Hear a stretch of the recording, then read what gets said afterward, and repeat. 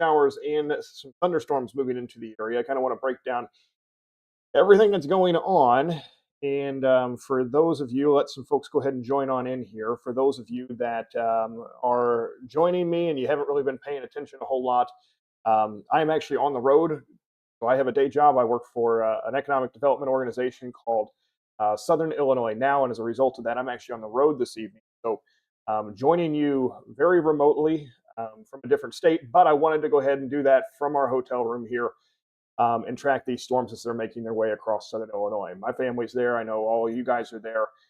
Wanted to make sure that we are keeping an eye on all of those storms. All right, so what we've got going on here, and again, a lot of folks I know just joining in. So good evening, everyone. Just a little after 8 p.m. Some strong storms moving in from the north and west.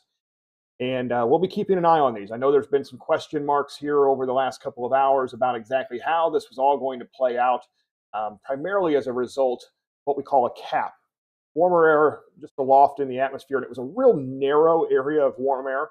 But what happens is it's like a soda bottle, all right? So you shake it up, and if you've got the cap on top of that, well, the air can't continue to go up. It sits there and builds up all of that energy.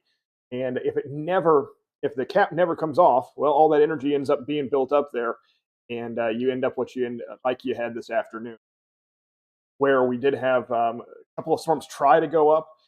They just could never get going, and that was a result of some warmer air aloft. Now, that is a little different than what we're seeing right now moving in from the west.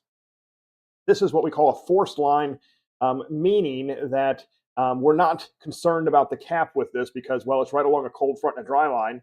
And that means there's a lot of forcing. We've got two different air pieces that are coming together and going up. And the cap is just not as big of a deal with these lines of storms like this. This one continues to remain somewhat broken.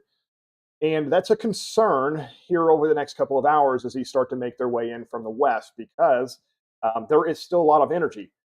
Because we didn't have some of the stronger storms late this afternoon, early part of the evening hours, there's still plenty of energy out there. There's still plenty of moisture available. The instability is still high.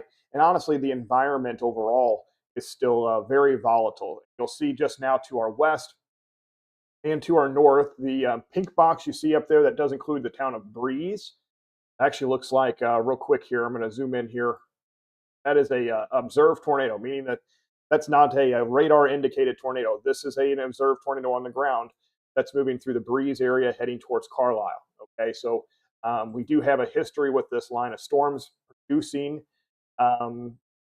tornadoes, and that one is moving through the Breeze. So if you've got family, you've got friends maybe that live in Breeze, they live in Carlisle, you need to be checking on them. And I would say even further eastward over towards Sandoval, Salem, those areas. You guys are. This is going to be heading towards you here in just a bit.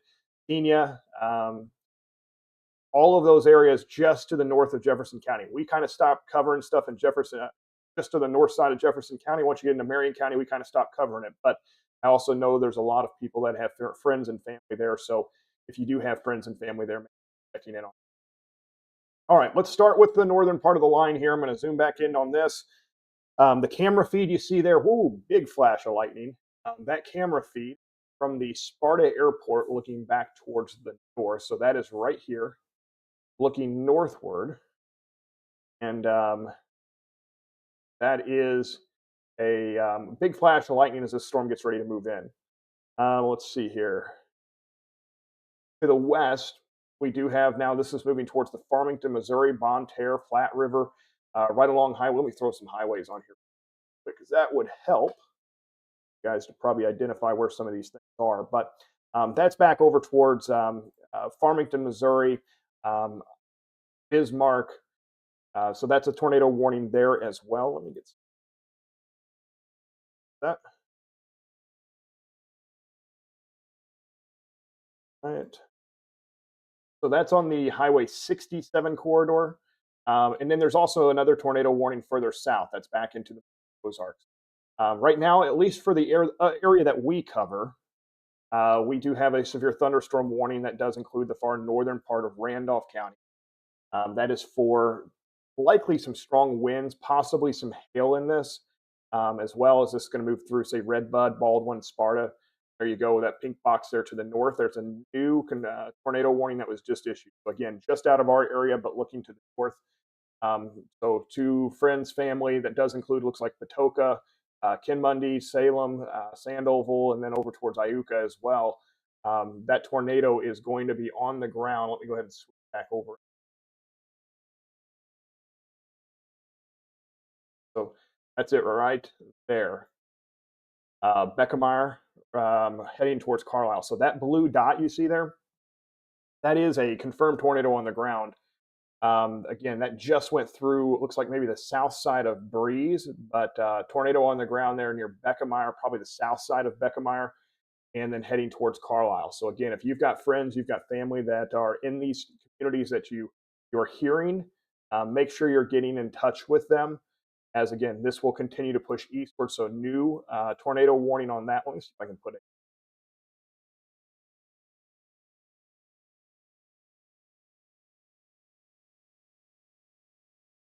You make sure you. I'm hoping you guys can hear me all right with this. Again, broadcasting, don't usually broadcast from a hotel room, so internet's a little questioning, making sure that the internet can get out here. But all right, so there's some of the times. Again, that dot you see right there on your screen, that blue dot is a confirmed tornado on the ground. So that is going to be moving. Here's some communities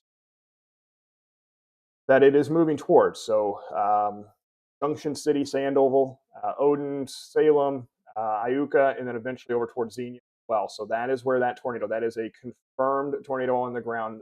That's going to be Marion County, not Marion, Illinois, not the town, but Marion County, okay, here in just a bit.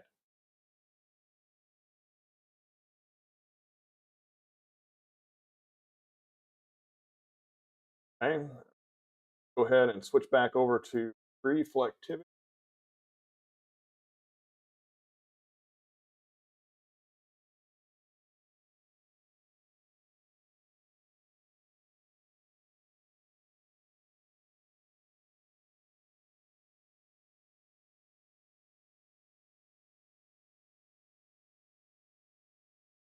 So again, these are some of the storms now we are watching as well. So these are the storms that are going to be moving into, and I would say Jefferson County, get ready. Again, that storm to your north does have a tornado on the ground. That is north of Jefferson County. So that stay north of you if you're in Mount Vernon, or even if you're further west over towards Washington County, into say the Nashville area. That storm is going to stay north of you. No concerns there with that one. But we do have a strong line of storms that's going to be moving in from the west towards Mount Vernon here in just a bit. This one's possibly going to produce some strong straight line winds. Storm track on that one. Well, roughly about 45 miles per hour. So putting us due east, that would get Vernon area. So there you go. Some times on when this line is going to be moving into those areas. Coulterville here in just a few minutes. Nashville coming in. You got about 10 minutes or so before this line of storms moves into the Nashville area. Again, this is likely going to be some strong straight line wind as these approach Mount Vernon here. That looks like Mount Vernon, what is that? 59, so roughly about 40 minutes or so before it makes its way there. Again, moving about 45 miles per hour, moving down I-64, some strong winds.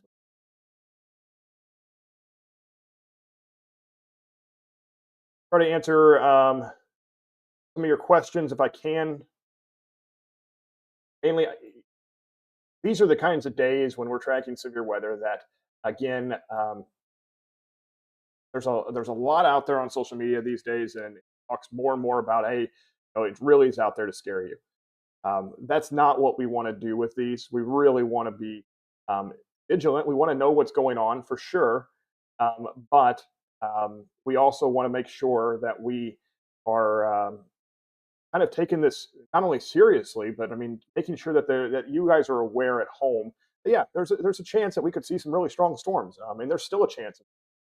So that is why the Storm Prediction Center put out that watch earlier, the particularly dangerous situation. I've seen folks, I see a comment there, big bust on the supercells. Yeah, it was this afternoon. We weren't sure if the cap was going to break. It was a real narrow cap.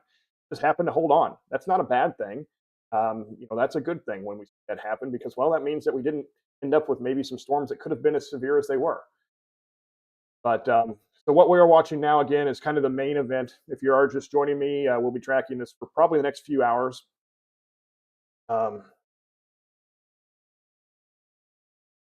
Asking about Anakin, Carbondale, Marion, Harrisburg.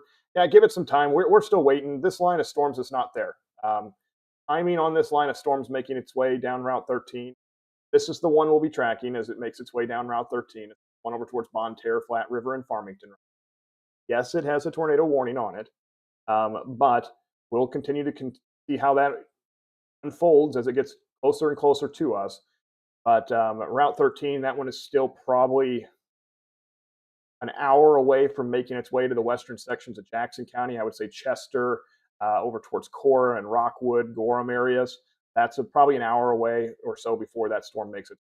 What do they got a time on that? About 46 miles per hour. So if we just take that, there you go, 46 miles per hour would put that let me pull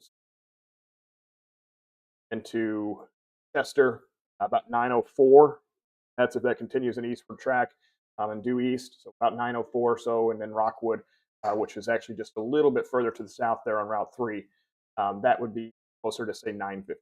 Got about an hour before this really starts to make its way into the western sections of the county, and then further to the east, that would be. I think this is 1 hour here. That's 9:15 right there. Take that out a little bit further, and you say from Heron, Marion, West Frankfort, that's probably going to be closer to 10 o'clock before. We still got an hour and a half before I think that storm is going to make its way towards, say, Marion, Heron, and West Frankfort. So it is something we'll keep an eye on. We don't know how exactly the environment. I will tell you, in Southwest Illinois, in particular, areas west of I-57, is still very primed for severe weather this evening. There is still a lot of energy available for these. So right now, that's probably my biggest concern is some of these areas west of 57. But I'll tell you what, there's just a lot out there that as these storms start to make their way in, it might end up either one big line. We might see this start to dive to the southeast a little bit more. There's still some uncertainty. We just don't exactly know how these storms are going to entirely track.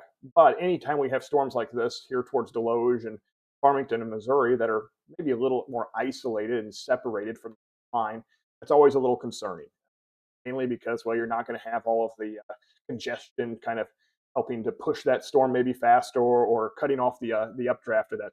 That is one we will have to watch for sure. Motion back on these way eastward.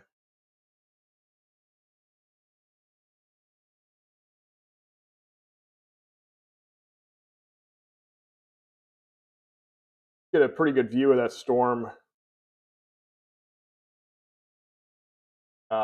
getting ready to make its way through the north part of Sparta, Illinois. See there on the screen in the top right hand corner. So that is from Sparta.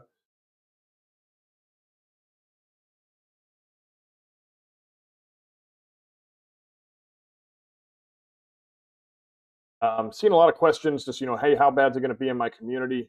And we honestly just do not know at this point. I think some of these storms that make their way through are going to be very strong, potentially produce some wind damage and possibly a couple of tornadoes as this through.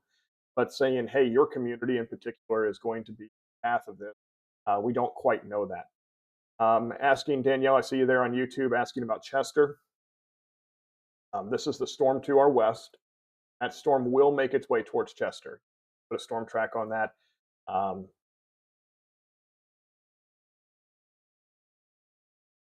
a little too fast. We'll do 5, and that gets it to Chester about 9:05. So we'll say 9 o'clock, just a good measure. But um, so 8:25. So you've got about till about 9 o'clock before this storm to your west makes.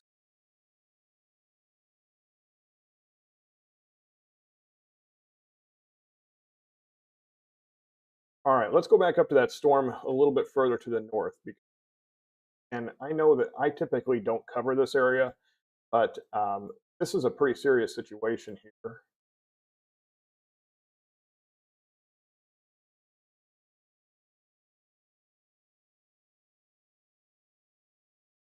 Still got just went through Carlisle area, so that's Carlisle, Illinois, heading towards the Sandover area. So again, this is going to be moving into, that's Clinton, and it will be also moving into Marion County. Marion County, not Marion City.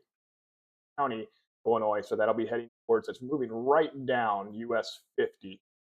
And that is a confirmed tornado on the ground. So that blue dot you see right just to the east of Carlisle, that is debris getting picked up. That is debris getting picked up and lofted into the sky. So that's what radar is picking up. That is tracking right down US 50. And if that stays on the ground, that's going to be heading into Sandoval, Odin, and Salem. It's not as pronounced as what it was just a minute ago, but it is still there.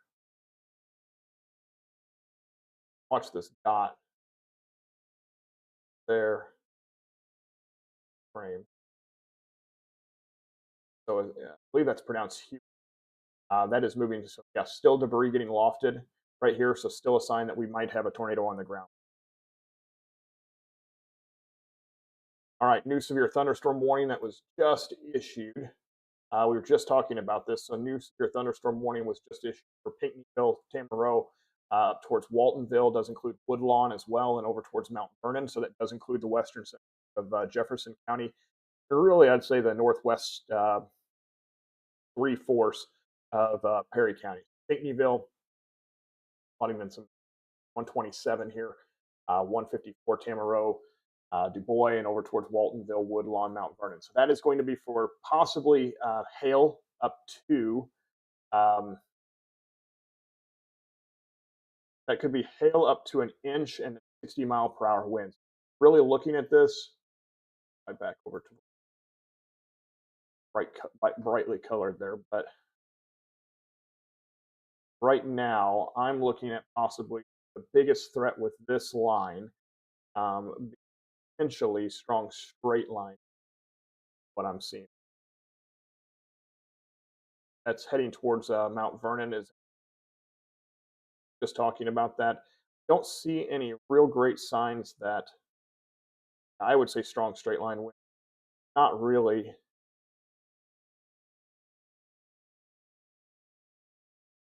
There's a little bit of hail in it. There's a couple little hail cores in this.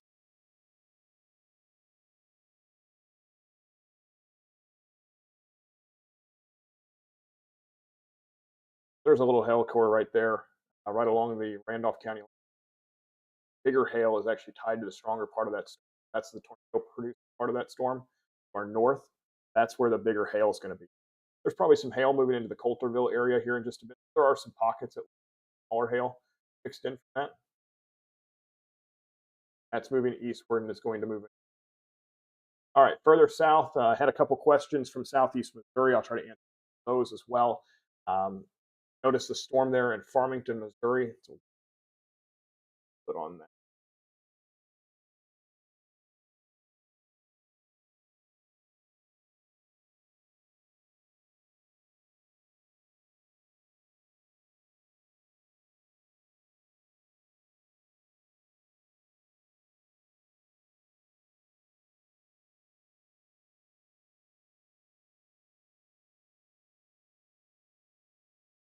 Strongest part of the storm, that'll be the kind of part we're watching. I had some friends from the Fredericktown and Marquand area. It looks like you may end up getting split between these, to the north and then one to the south right now. So folks in Madison County and southeast Missouri, storms are overall probably going to split you. We'll have to watch kind of the back end of it. Right now, that's all right. Well, let me see if I can answer some questions. I'm not going to go through and say, hey, what's your town? Because we really just don't know until these storms. All right.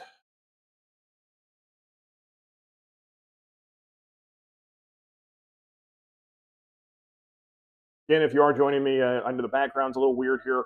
I'm traveling for work right now, so I'm actually in a hotel room elsewhere, but just wanted to make sure that we were keeping an eye on some of these storms as they were making.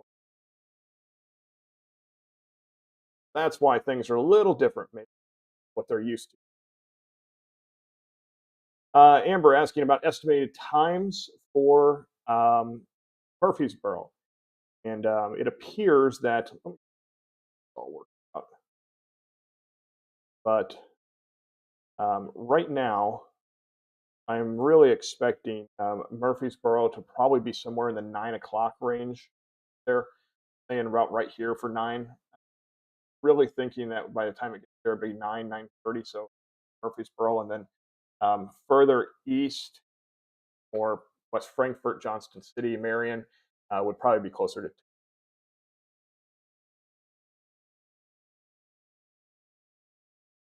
Getting some big hail reports out of some of these storms to the south here as well. So we'll have to watch some of those as they make their way in here over the next.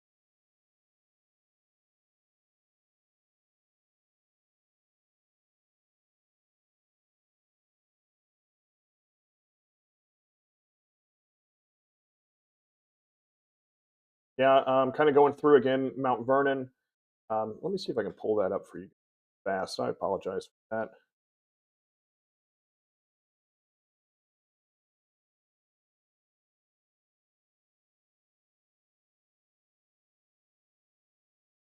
So let me see if I can get some of these times pulled up for you because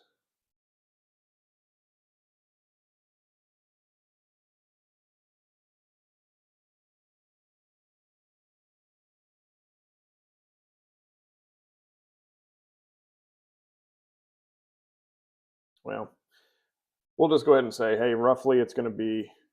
I don't think I'm going to be able to do that the way I want to do it, but we'll say roughly right around in here. Some DuQuoin to Murfreesboro, I would say 9 o'clock. So that's about a half an hour away or so. Notice new severe thunderstorm warning was just plotted up to the Mississippi River. And then further eastward, Harrisburg, El Dorado, all the way up towards, say, Carmine, North City, Broughton, McLeansboro, I would say in there, Vienna as well. I would say that that's probably going to be closer to maybe 10 to 10:30 before it gets there. So you can plot in a few more of those towns so you guys can see your town as well. But that's kind of what we're thinking right now as far as when this line of storms is going to make its way in. Notice a big flash of lightning again. That camera up in the top right-hand corner of the screen is looking to the north from Sparta, Illinois. Looking north from the airport there, actually. Looks like to our north, we had a confirmed tornado on the ground just a few minutes ago. That was from this storm that is moving through, that's getting ready to move into the Salem area, moving through Sandoval. So it looks like what they've done is they don't think that the tornado's on the ground anymore. So they've issued a new tornado warning for Salem, but they've gone back to being a radar indicated, meaning that they don't think right this second that there's a tornado on the ground. Still quite a bit of rotation right back in here though, so could be just recycling. We could see another tornado as a possibility on that one. Can't rule that out from Sandoval towards Salem. Again, and even over towards Xenia, you're not in the warning right now, Xenia or Flora, but it is something to definitely be paying attention to. Notice that is just off to your west. If you do have friends and family, again, really from, I say, Sandoval over towards Salem, you need to be making sure that they are taking that warning serious because that has a history of producing a tornado. All right, some good news here, maybe further to the south, as we have seen the tornado warning that has been dropped for places like Farmington. So that's the storm here. All I'm saying is the sun works and breeze. Yeah, I think that they got a pretty good hit from that tornado here just a little while ago. I don't know how big it was when it went through. It looked like maybe it went through the south side of the town, but then it went over towards Carlisle. So it was kind of through Breeze, south side of Breeze, and then through the Carlisle area. But that was a pretty good indication. I mean, radar was wafting debris pretty high. So again, new severe thunderstorm warning here for Farmington, and that butts right up to Randolph County. So that's the storm that eventually we're going to see make its way into southern Illinois. That is going to be the one that we really track for you guys, and I'll put another storm track on that. So that's kind of the timetable we're thinking right now. So again, crossing the Mississippi River right around 9 o'clock. western northwest corner of Jackson County.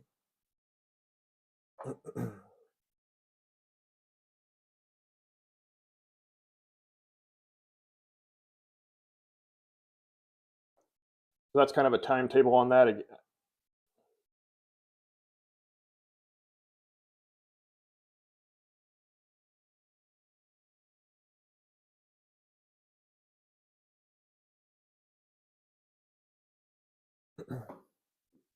Real heavy rain coming down north side of Sparta now with that storm. So that's this one right here.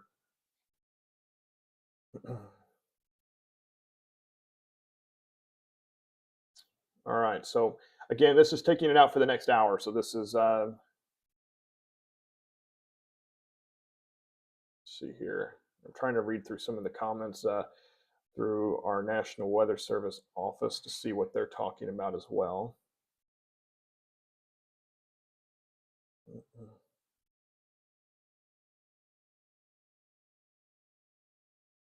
All right. So again, putting the storm motion on this, I'm going to switch over to the Paducah radar here shortly, as we are starting to get these to be a little bit closer to our area. We are really going to have to watch the storm. Notice that last couple frames. This thing's got to be dropping in Farmington, Missouri, some pretty large hail right now. I would bet you that there is probably golf ball sized hail falling with this storm right now in Farmington, Missouri. So that would be one to watch. And it does have rotation. That's what we call a supercell, and it is kind of embedded in here, but that's the one. Again, it is going to track eventually down Route 13. So for folks that are in Chester, Rockwood, I would say all the way down towards Murfreesboro, Carbondale, DeSoto, Carterville, Herrin, Marion, Pittsburgh, West Frankfort, Royalton, Hurst, Bush. I would say this is the storm right here to our west. That's the one we need to watch, okay? That's the one we're going to have to keep an eye on here over the next couple of hours. Because yes, that storm is definitely spinning. So I can switch back over here to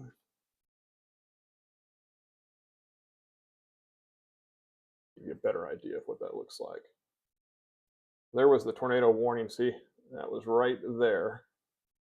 And it kind of expired. But this whole storm itself is spinning. So we'll have to watch this bottom corner, especially right back down in this area. Right back down south of the Farmington area, right along Highway 67 there. That's an area we're going to have to keep an eye on as that is moving eastward. Again, that would have its sights maybe set towards Perryville and Rockwood and kind of those areas. So that's definitely one to keep an eye on here in just a bit.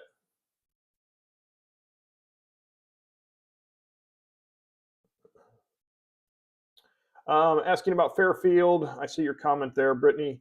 Line of storms moving in from the west is potent. It's going to have some strong straight line winds. Right now, the severe thunderstorm warning goes until is just into Jefferson County, but I think that as this line gets eastward, we will likely at least see a severe thunderstorm warning issued there. All right, folks in Harrisburg, a lot of folks asking those comments there in Harrisburg. You guys are still probably, if I had to guess, an hour and a half to 2 hours before this is moving into your area. So there's a lot of time between now and then. I know that it's getting late in the evening. It's 20 till 9 o'clock, but I do know that again, this is going to be an hour and a half to 2 hours before it gets there. Lake of Egypt will become somewhat similar to that, probably looking closer to 10 o'clock before that gets there.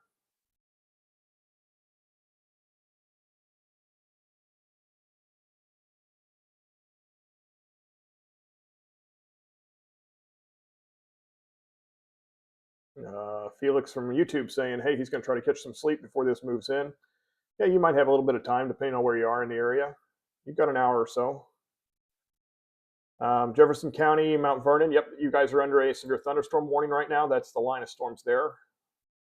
That line of storms is going to be moving here right now, moving roughly, this has all been moving about 45 to 50 miles per hour.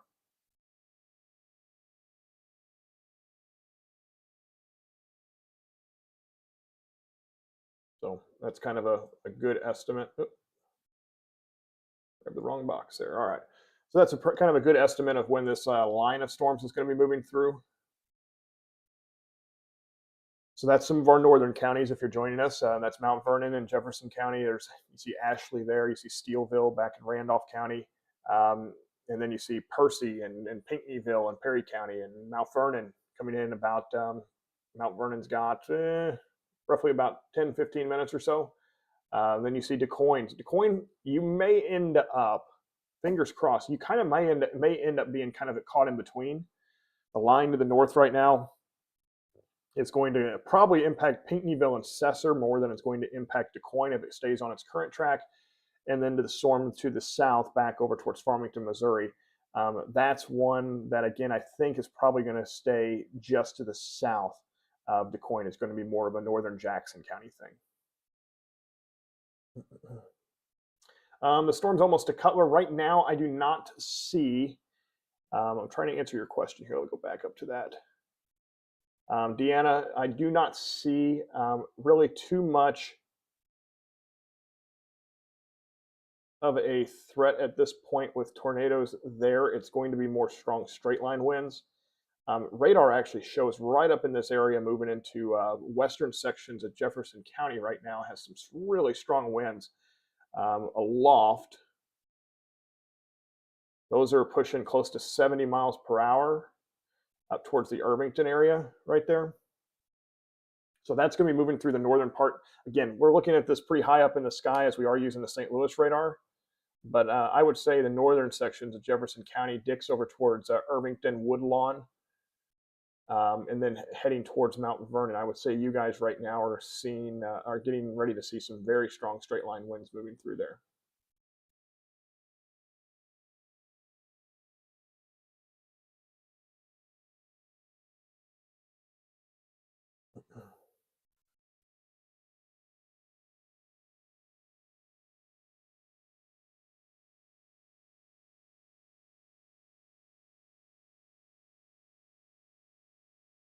Zoom back out here just a bit. We still have quite a few storms to our south.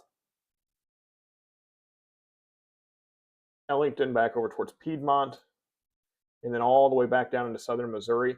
Those ones down in southern Missouri are big old thunderstorms, but they are going to stay to our south as well. So we'll have to keep an eye on this storm from Ellington back over towards Piedmont that could clip some of, say, Cairo over towards Mounds. But right now, at least the immediate concern is going to be some of these storms, again, working their way through some of the northern parts. Somebody's saying that the print on the map is too small. Let's see if we can fix that too. Again, if you guys are joining me, a little different setup than what I'm normally used to doing, as I am on the road right now, traveling.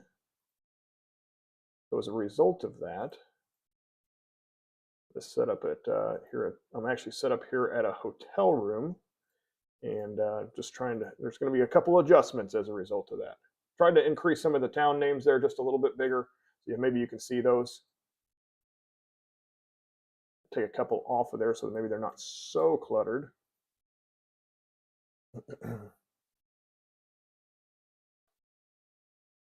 All right.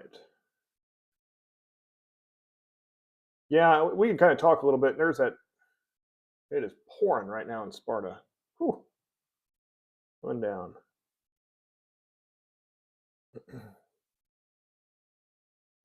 Diana asking how long before it hits Rockwood. That's going to be right here. Again, right there just in the far southern corner of Randolph County. You've got probably about 15 to 25 minutes before it makes its way into Rockwood.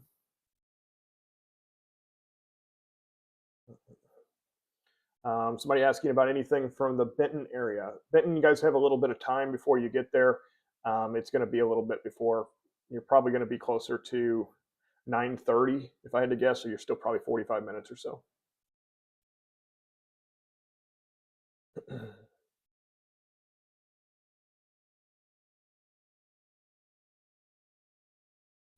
Asking about Ziegler Frankfort as well from YouTube, and Frankfort, Ziegler, that area, again, it's probably going to be, if I had to guess, 9:30 to 10 o'clock before it gets there, is what I would guess. Yeah, yeah. I don't. If you guys are watching me on Facebook, that's honestly where the majority of the viewers are this evening. But I am available on YouTube as well. We stream this exact same feed right there on YouTube. So sometimes it's a little easier if you've got a Roku or a Fire Stick where you can make it a little bit bigger, or if you've got a bigger screen TV. I know it's hard to see on the phone sometimes. All right, so a new severe thunderstorm warning that was just plotted in. So we were talking about um, Jefferson County, so Mount Vernon now. Take a few more of these towns off here. Kind of right on top of each other. That's the problem when you increase the size just a bit, is that the towns end up right on top of each other. All right, we've got Woodlawn and Mount Vernon now in a severe thunderstorm warning. You guys have been in the last one, and now that warning has been extended to include the rest of the county. So that does include everywhere basically from Blueford to Bellrive, southward towards Nason, north side of Wren Lake there. Bonnie, Ina, that does include Waltonville as well. So that's 148 that goes out of Mount Vernon. And of course, the interchange of I-57 and I-64. So you guys are now in a severe thunderstorm warning. That severe thunderstorm warning does run until 9:45, and that's for this big line of storms moving in from the west. And again, this thing's probably going to pack a punch, especially as it goes through Jefferson County. That northern part of this is really showing some very strong winds kind of back up in this area. Switch that back over. Yeah, some really strong winds moving in through the northern part of Jefferson County, especially on the leading edge of that. Brittany asking about Fairfield. Right now, actually, Fairfield was not included in that warning. Kind of a weirdly shaped warning, diagonal that they ended up doing there. So it does include Wayne City and Sisney and up towards Jeff, but Fairfield actually not in that warning right now. Yep. Can I show a storm track for, saw it here, for Murfreesboro and for Heron? That's this big storm back here. Don't know if my storm track will get out quite that far. Kind of limited on some of that and how far I can take that. But we'll go ahead and say this whole thing here.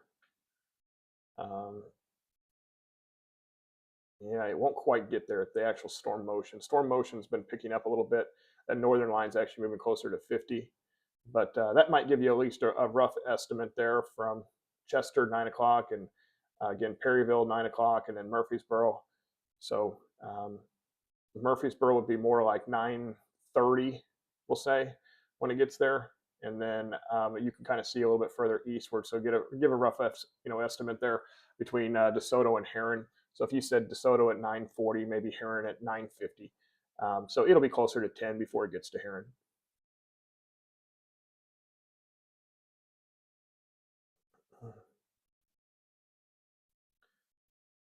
All right. Are these storms strengthening as they move in? They're kind of holding their strength. I think we've seen a little bit more in the way of a wind damage threat. Again, we did have a confirmed tornado that went through. Ooh, that was a big old flash of lightning there at that camera in Sparta. We did have a tornado that passed just, it looks like maybe on the south side of Breeze just a little while ago. And then now that severe thunderstorm warning does include, a tornado warning does include Salem. That's to the north of what we typically cover. We do have some tornado warnings also to the south, but I would say some of these storms are definitely maintaining their strength, still showing signs of strong winds here in the western section of Jefferson County back into Perry County. But really, so those are the two things right now I'm most concerned with, right? It's going to be northern Perry County as this line of storms moves in. So that does include Pinckneyville, Tamaroa, over towards Waltonville and Mount Vernon, all the way up towards Dix and Texaco. That line of storms right there is going to produce some strong straight line winds. There's a little bit of hail. If you see the pink color right back here between Coulterville and Sparta, I wonder if maybe we could see some of that on the Sparta camera.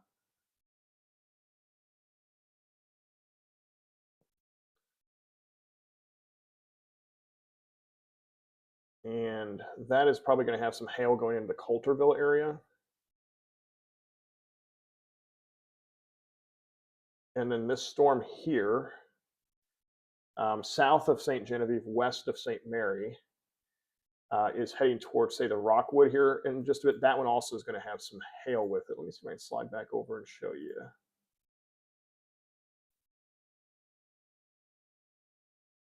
Yeah, so that kind of gives you an idea of maybe where some of the hail is on this. Notice there it is on the Sparta, on the north side of Sparta.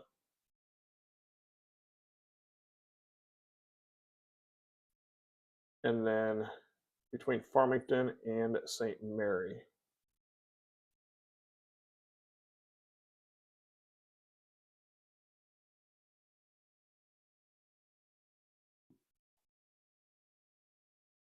Is where that's going to pass. So between, say, yeah, between Farmington and St. Mary, that's got some hail in it. See, it looks like maybe 1 inch hail there, probably some 1 inch hail back just north side of Sparta. So yeah, I mean, these storms are definitely maintaining their strength. We do have a new severe thunderstorm warning that was just plotted in here. It does include Perry County in southeast Missouri.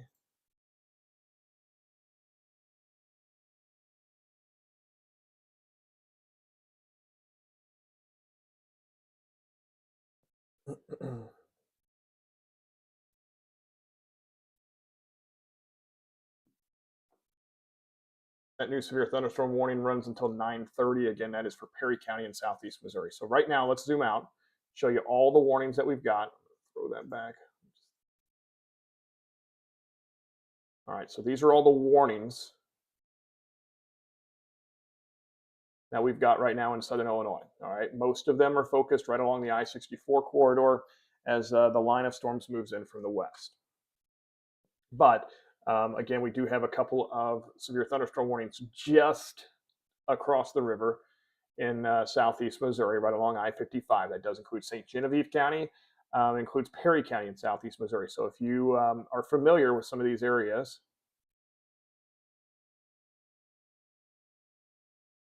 that will be moving into Chester here shortly, Steelville, and then eventually into the western sections of Jackson County. So that would be Ava and Campbell Hill, the Rockwood area. So that's a strong storm moving in that's likely going to produce some hail, in addition to likely strong straight line winds is a possibility. That storm has shown, let me go back over to radar here. Let's turn it back on.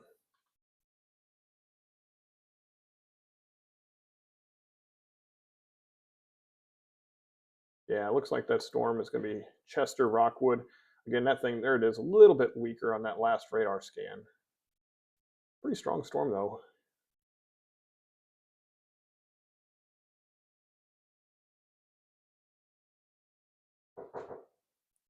Right.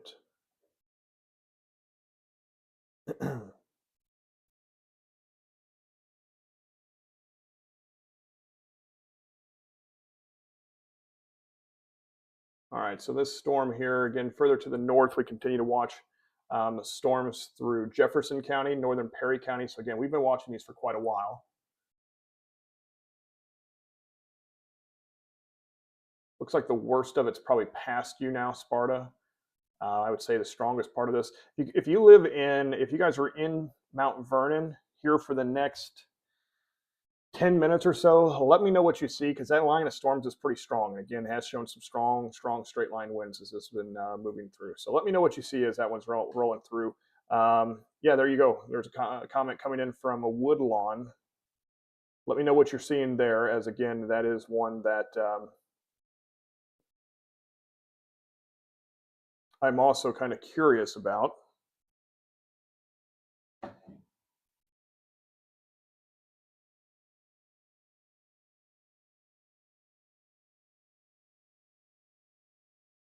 All right. So right now, at least in our immediate counties that we cover, right now in southern Illinois, we don't have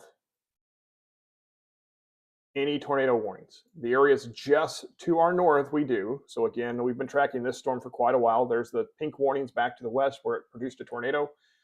Now it does include, it looks like, all the way up to Olney, Clay City, Noble, Flora. Again, that's technically out of the area that we typically cover, but if you've got friends, you've got family maybe in Flora, give them a heads up that that's a strong storm that now has a tornado warning and has a history of producing a tornado that's moving their way Again, that's going to move through the northern section of Wayne County.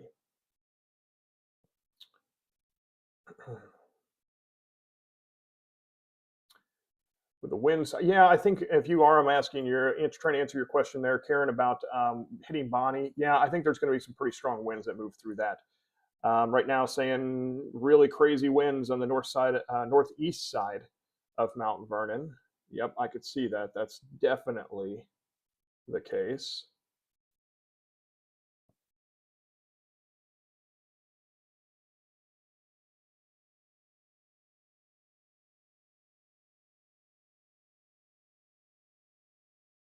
Watching a couple of these little storms develop out ahead of this line. I had some folks asking about, hey, is the cap going to impact these lines? Again, this is a very different setup than what we had late this afternoon. This afternoon, we were talking about possibly seeing some discrete, we use the word discrete, but more, it's the better terminology is isolated thunderstorms that would develop. And if they could get going, they would have the possibility to produce really strong winds and possibly a couple large tornadoes. That was this afternoon. This evening, the threat continues. We still have a threat that we could see a tornado or two. I think we could still see some strong straight line winds. There's still lots of energy with this storm or with these storms and to work with as they make their way into southern Illinois.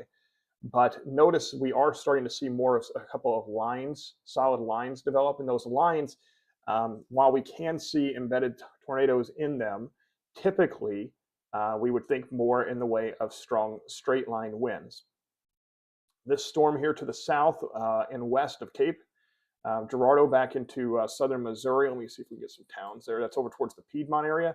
That's more of like the isolated thunderstorms that we talk about possibly for larger tornadoes. That's why that one's got a tornado warning on it. And it's why a lot of these storms further to the north that are more in the way of a line, it's why they have severe thunderstorm warnings on them.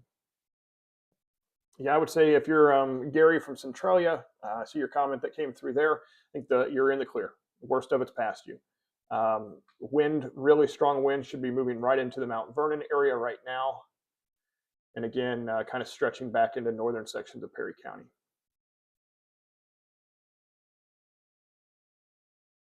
Look at that camera there. Northern side here of your feed. Look, big old flash of lightning. That camera is just, they've been dealing with that storm here for quite a while. It's again in Sparta, Illinois, looking back towards the north. It's actually out at their airport. Looking north, it's a live view and a live feed there. Getting ready to switch that camera up here in just a second.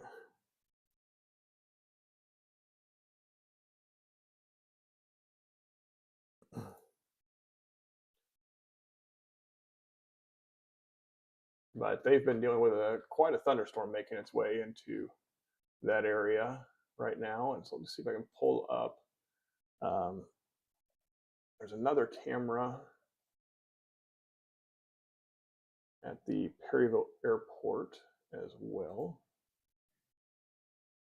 And that one would likely show the strong storm moving in from the west right now.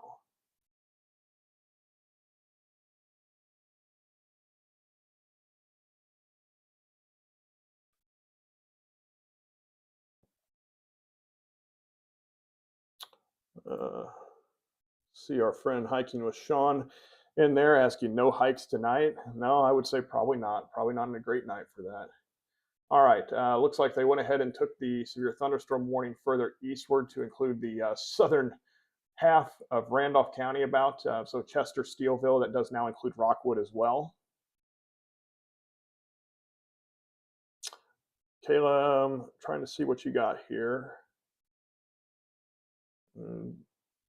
Do you think they will warn these straight line winds as it comes through Carbondale? Yeah, I think that's probably a pretty good possibility. That's a good question. So I think as this is coming through the next hour or so, again, probably about an hour, 45, 50 minutes or so before it makes its way to Carbondale. Yeah, I anticipate quite a few severe thunderstorm warnings as this continues to push eastward. Again, I will not rule out that we could see a tornado warning embedded in that, But right now, I'm thinking that we're probably going to see quite a few severe thunderstorm warnings as this is moving east.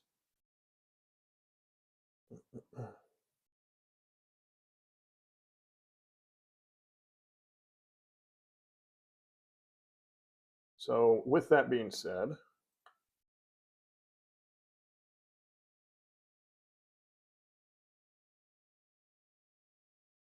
that's kind of a big old line there, but let's take that out. About 55 miles per hour. Kind of some updated times there.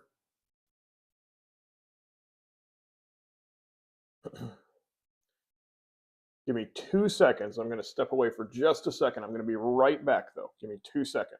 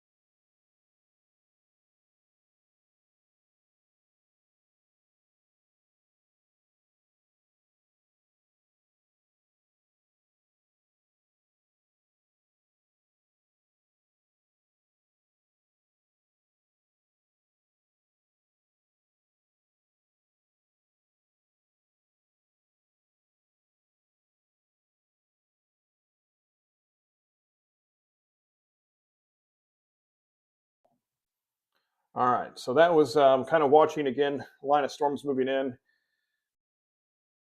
So yes, I do think we're going to see quite a few severe thunderstorm warnings with this as it's making its way eastward. That is really what I'm expecting here um, over the next couple of hours.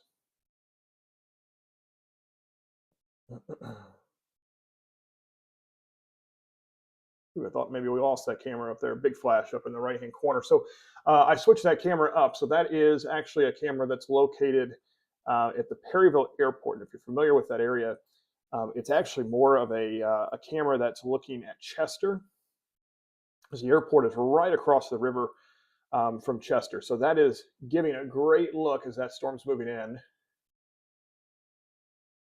Kind of right back down here in the bottoms area. So that is right across the river from the new bridge there, the Don Wilkie Bridge they're building. All right, folks in Mount Vernon, let me know what you guys are seeing. Again, we can see radar, but it's pretty far away from this storm.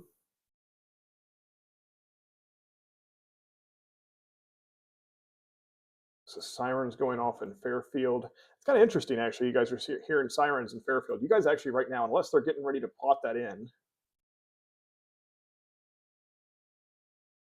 are actually not under a warning.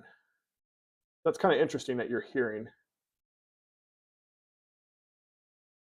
the sirens there.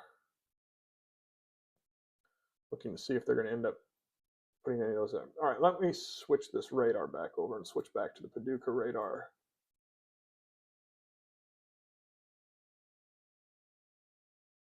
Wait a second, it's loading here.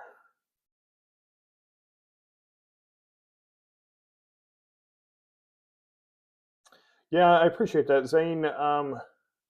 Saying that they do, yeah, we do sometimes see communities sound sirens for severe thunderstorm warnings, but the reason I'm asking that is honestly Fairfield right now is not in a severe thunderstorm warning either. Parts of the county are, but the community itself is actually not.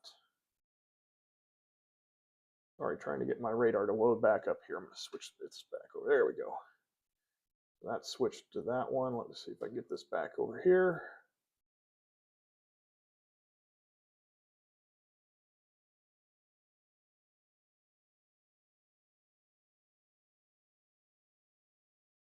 There we go. All right, so that's going to be a better look here for some of these storms, especially these ones that are moving in from the west. That kind of gives you a better idea. That's a real strong storm, though, moving through, getting ready to move Perryville. So that's going to be the one that is heading eastward. Again, Rain and thundering in Mount Vernon. You guys seen any wind up there though? A lot of wind, heavy rain, high winds in Mount Vernon. Yeah, lots of wind in Texaco. It's the north of Mount Vernon, um, northeast side of the county there. Northwest of Mount Vernon, lots of rain. Thank you guys for all letting me know. I appreciate that because, again, we can see it from radar, but we don't exactly know what's always happening right here down at the ground level.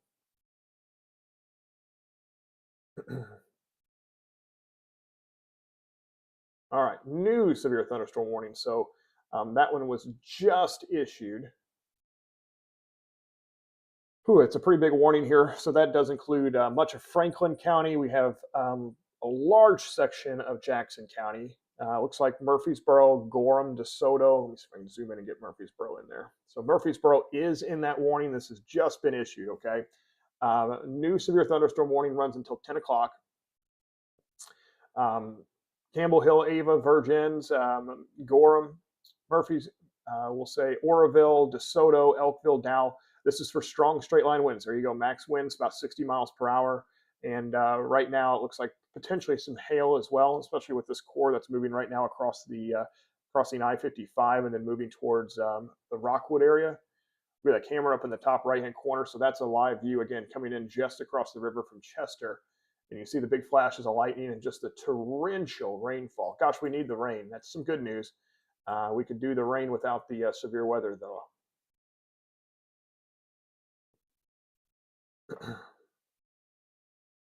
All right, so let me go ahead and put another, that's going to be more of an eastward track, isn't it?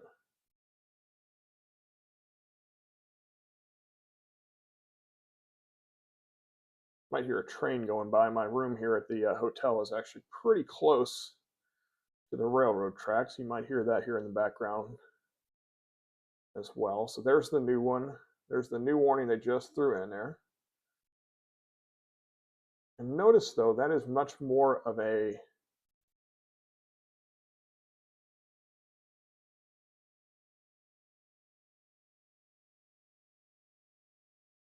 east track right here.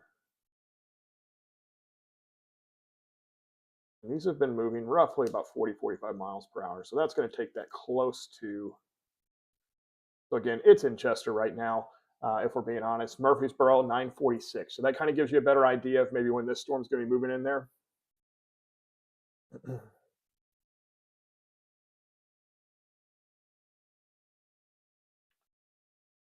So again, that severe thunderstorm is probably going to be the one that really rides right down 13.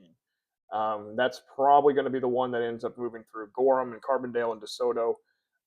It's going to be the one that's right now just crossing over the, getting ready to cross over the Mississippi River from Chester to Rockwood.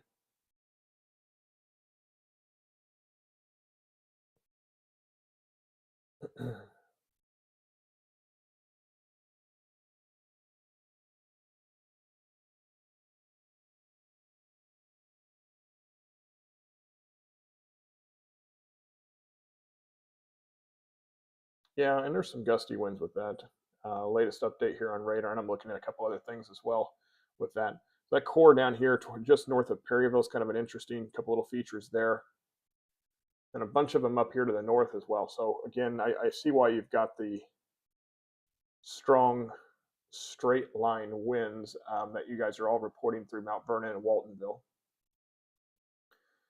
That's just the color of my, you were asking about the color of red, why it is, that's just the color of the storm track. That is what you're seeing there. So that's kind of what we're watching. Further north though, it looks like they did end up, see there's that tornado warning just north. It does include northern sections of Wayne County. So that's probably why if you're in Fairfield, you're hearing the sirens go off even though you're not in a warning, is due to that tornado warning to the north. All right, so let me go ahead and show you. These are all the warnings that we have right now on the map. The orange boxes, those orange boxes are severe thunderstorm warnings. The red boxes you see, a couple to our north of really where we cover, includes Flora. That's a tornado warning. Louisville, and then over towards Olney, those are tornado warnings. And just to our north and northeast. Does include northern sections of Wayne County though. To our south, we also have some tornado warnings. That's south of Fredericktown, between about Fredericktown and Poplar Bluff along Highway 67. Um, and that's also south of Cherokee Pass. That is another tornado warning there. We'll have to keep an eye on that storm here in just a bit, as I'm expecting that storm to make it pretty close to Alexander and Pulaski counties, but we're still probably at least an hour away. So those are the warnings we have right now. All of these boxes you see from Mount Vernon to Benton to Christopher and Ziegler and DuQuoin and Murfreesboro and Gorham and Rockwood, all the way northward to Ava, Campbell Hill. Those are all severe thunderstorm warnings.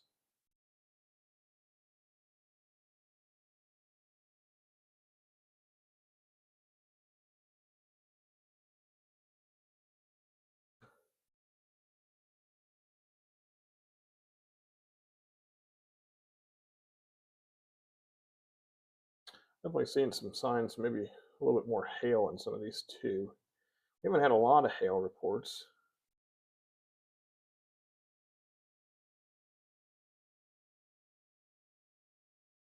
Yeah, I'll tell you what, that core here recently, this just perked back up just a bit. Right here, southwest. It's just south of Woodlawn, north of Waltonville. Slide that back over. That's a pretty decent little hail core that's going to pass. Looks like maybe that's what you're looking at here is hail. That hail core is probably going to pass just on the south side of Mount Vernon. Yeah, I would say south side of Mount Vernon, pretty close to where 57 and 64 split going south, and then 64 going east. That's probably, I wouldn't be surprised to see nickel to quarter-sized hail. I think that's a possibility. That's going to be heading towards more, say, the Bellrive area here in just a bit. But pretty close to, I'm trying to think on the south side there, kind of where the Menards is, and possibly also the Quick Trip and things like that on the south side of Mount Vernon. You guys might see some hail here in just a bit. Another little hail core further west in Perry County. It's in the northern sections of county, just north of Pinckneyville and Tamaroa, probably heading into the Tamaroa and probably Cesar. So kind of right in this area, this stretch here through Jefferson and back into Perry County, and then moving eastward and southeast. So again, Mulkeytown, I would say, well, probably not quite that far, but Cesar, Tamaroa, along 154. Mason, Dareville, all that kind of those areas, I would think that you're probably going to have at least some small hail going through there, but possibly even up to Nichols there, especially when this core in Jefferson County right now.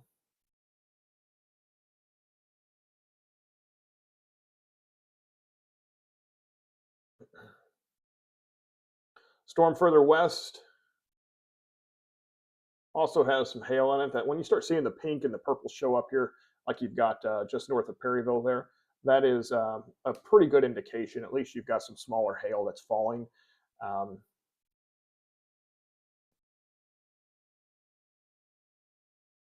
And honestly, looking at that, I don't think it's quite severe level hail, but probably seeing maybe peas to dimes falling on the north side of Perryville, and that's going to be, again, moving eastward into Jackson County here in just a bit.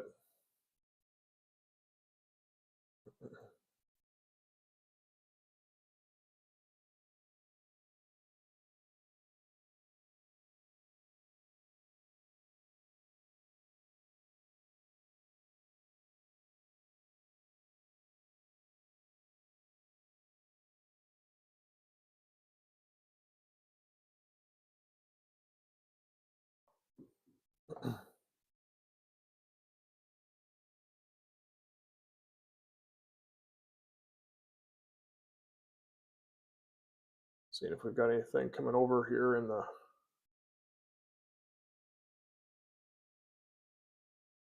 chat. Looks like quite a few pea-sized hail. That's on the north side of Perryville, Perry County there in Missouri. That's some pea-sized hail.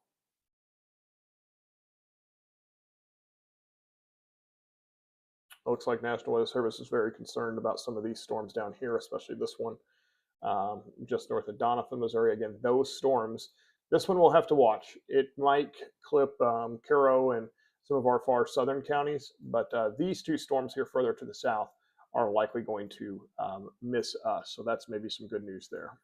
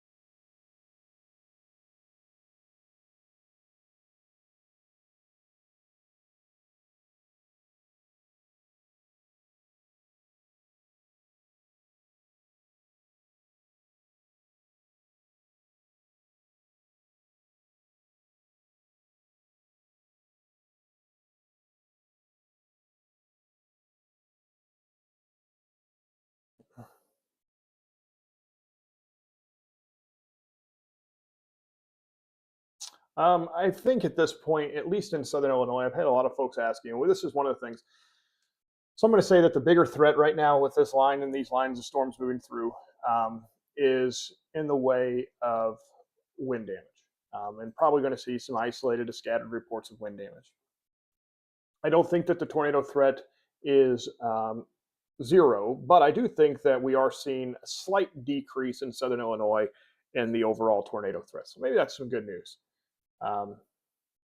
Again, strong storms moving through for sure, but and I'm not ready to completely say, hey, we're out of the woods, but because it only takes one of these storms. We had the spin up there towards Breeze, so that is something to consider. But I do think that overall we are seeing a slightly lower tornado threat with this line of storms as it's making its way through.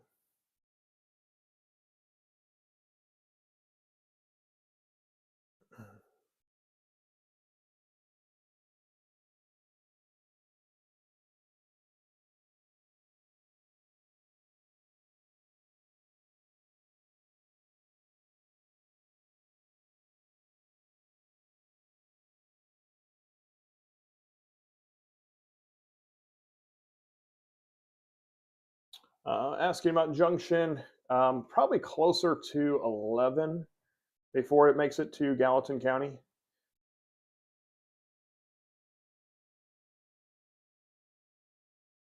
Hailing in Summersville. Darlene, how big is the hail? Do you mind me asking? Is it probably pea to dime size if I had to guess right now?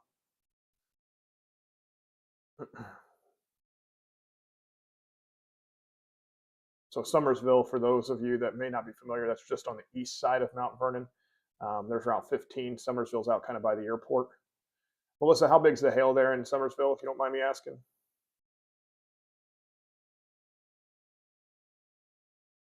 Very heavy rain, very heavy winds, and intense lightning are currently in Waltonville.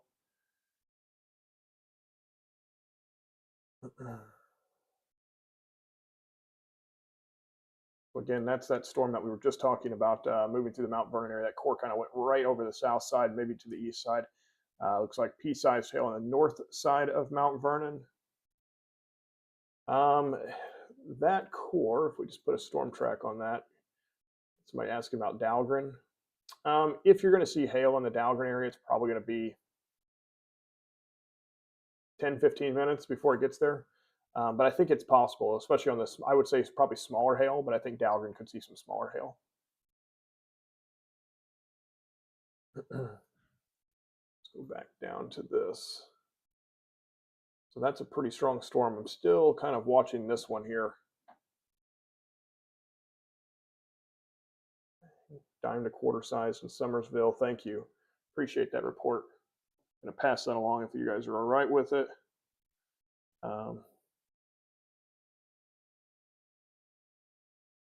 So we have a way we get reports that come through, and we like to communicate those to the National Weather Service, so they have a pretty good idea. Again, kind of what we were talking about earlier. we have an idea based on radar of what's happening, but we don't always know exactly what's happening down at the ground level. So it's always good to have those reports and appreciate those, telling us exactly what you're seeing in your area. We can't be everywhere.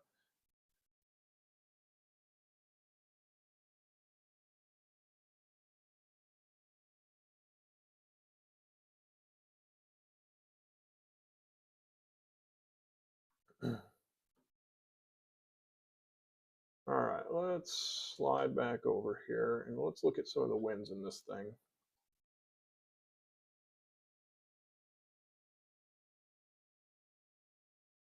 Yeah, see, that one's got a pretty good little core right there moving through the Perryville area. That to me is actually one of our strongest storms and has remained so for quite a while.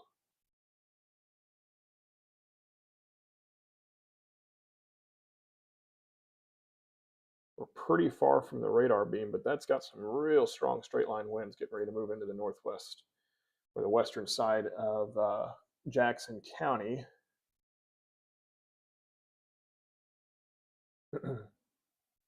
So get ready from Campbell Hill, Ava, Kincaid Lake, Lake Murfreesboro, over towards Murfreesboro, Gorham, right where 149 and Route 3 come together.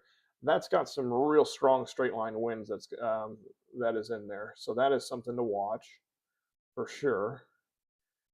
And then we need to kind of watch where that comes together because I'm not really seeing a lot that jumps out at me, but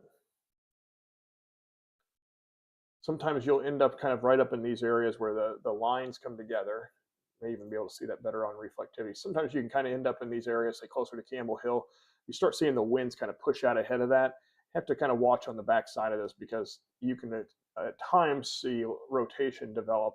We call that a kind of a bookend back up in here. So that's something we'll have to watch here over the next few radar scans as well.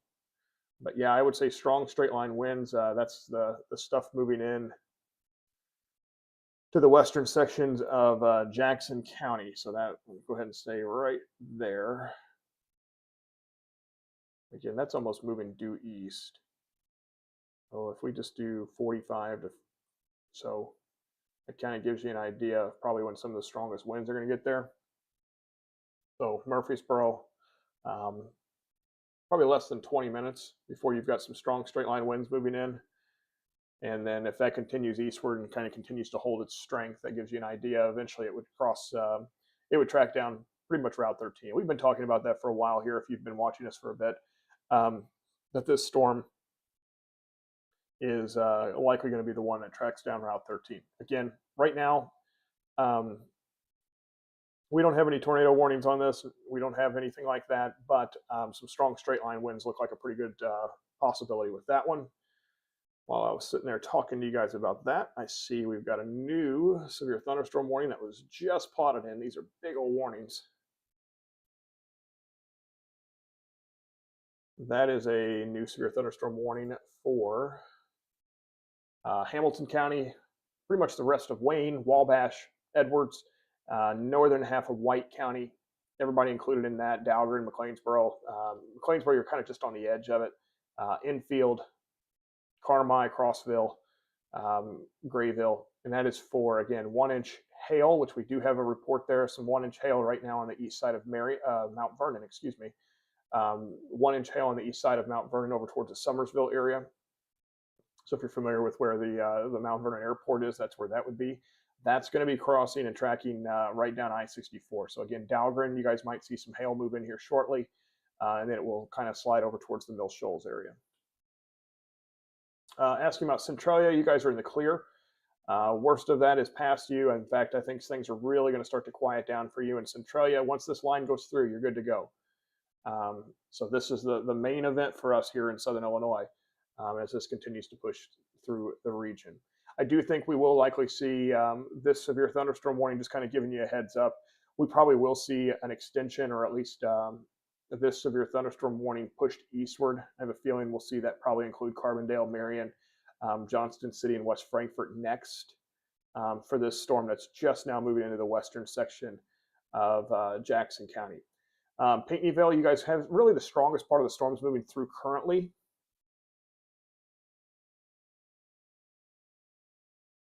Yeah, I would say the strongest part of the storm, if you give it 10 minutes, I think things are really going to start to settle down in Pinckneyville. Sparta, Steelville, Chester, the worst is past you currently. Campbell Hill, Ava, you guys are getting ready to get the worst of it. Give it 20 minutes. I think the worst of it will be past you again.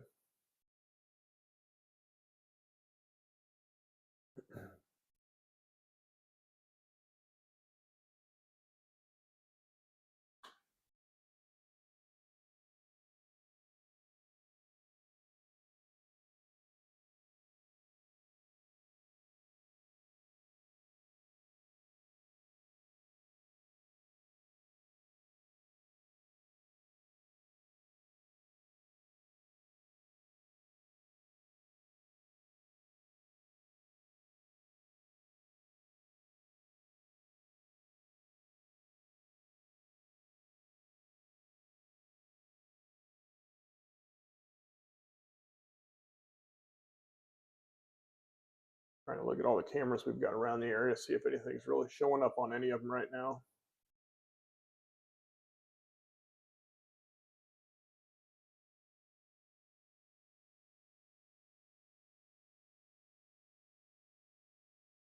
I'll pull the camera back up from Marion. That storm, at least, will be moving there in just a bit. All right.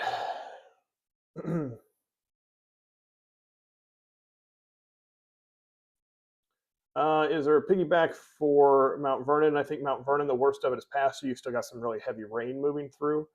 What about St. John's north of DuQuoin? Strong storm moving your way. Some strong winds with that one. Right now, that's the biggest concern I've got with that. There's St. John's getting plotted in there. Just on the north side of DuQuoin. That it's a severe thunderstorm warning there. That severe thunderstorm warning does run.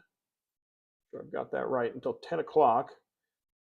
Again, some strong winds, some gusty winds. I actually don't see a ton that really jumps out to me with that one, but you could see some strong winds. There's going to be a lot of lightning with it as it moves through DuQuoin and St. John's. But right now, honestly, the strongest wind part of this, there's two different areas. There's one up here to the north in Jefferson County, and then there's also this little guy out here as well. And that kind of continues to develop back towards the Perryville area. So that thing is just producing some major, major rainfall, what we call training. So it's kind of just back building behind it. That thing is producing some really, really heavy rainfall.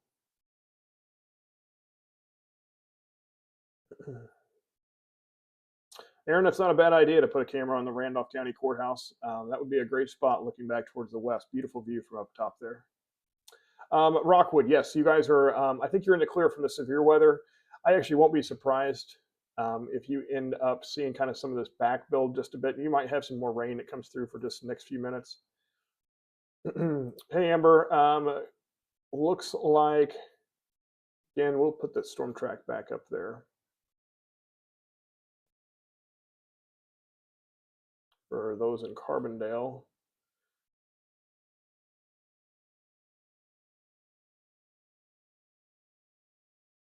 That kind of gives you a rough idea for the time.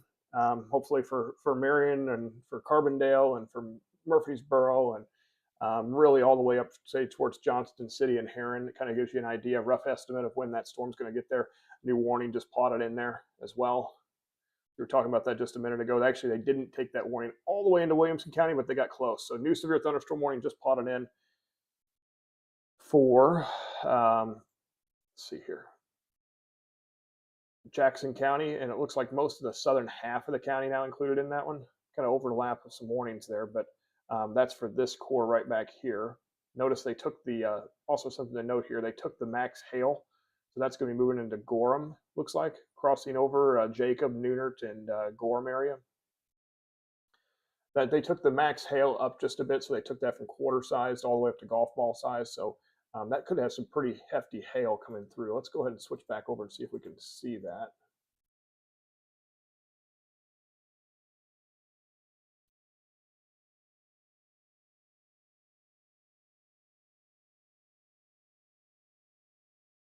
Just a second here. So that's that hail core right there.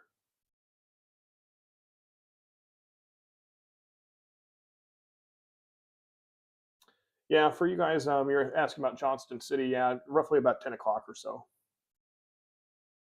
Trevor saying no hail. Truck's too tall to fit in the garage. Looks like we're seeing a couple more reports further northward. So let me clear off these storm tracks real fast.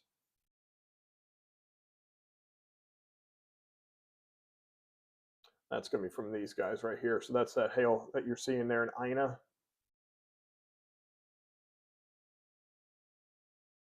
Tracy saying if it goes through Carbondale at the time you post it, will be done for the night. Yes, yes. Once this goes through, once this line goes through, you are done for the night. So yeah, there's some hail there southwest of Wayne City, and then the other core there on the north side of it looks like north side of Rend Lake. So Nason, Bonnie, Ina, probably pretty close to where Rend Lake College is. Probably dealing with some hail. If you do see some of the hail falling, please let me know what size you're seeing. Prefer to measure that in coins. So Emily asking any chance for spin ups. Right now I'm not going to rule it out, but again, I think that the tornado threat, at least currently, is on the lower end of things as this line moves through. We are still watching some of these storms again to our south and west and southeast Missouri. But what's actually tracking right now through southern Illinois, I think, is the risk for seeing a tornado is probably on the lower end of things.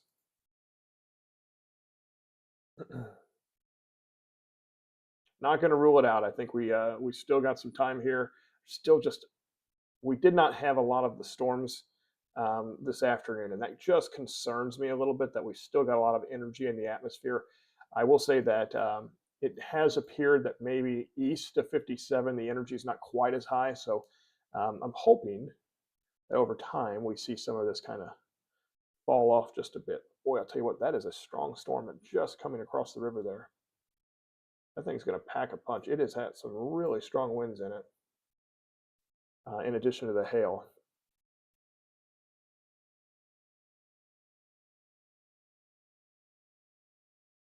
So yeah, that is a real nasty storm there, crossing over the Mississippi River into western Jackson County. Looks like some real strong winds.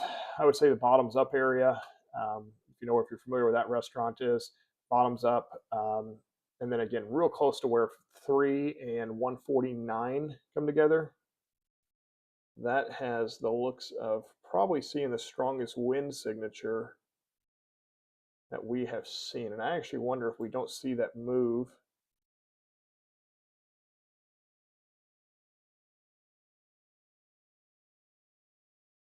Been kind of taking this eastward. That's kind of what it looks like. I want to watch. There is a slight southeastward movement to that. But I would say from Gorham, Jacob, and over really towards Pomona, Murfreesboro, Carbondale, the south side of this thing is going to pack a punch. Not only do you have some hail moving in just west right now at Gorham that's heading there, but then also really strong straight line winds. In fact, radar estimates of winds are running close to 65 miles per hour aloft. Now, again, we are seeing that pretty far up. Let's see. So we're reading winds. This is reading winds at about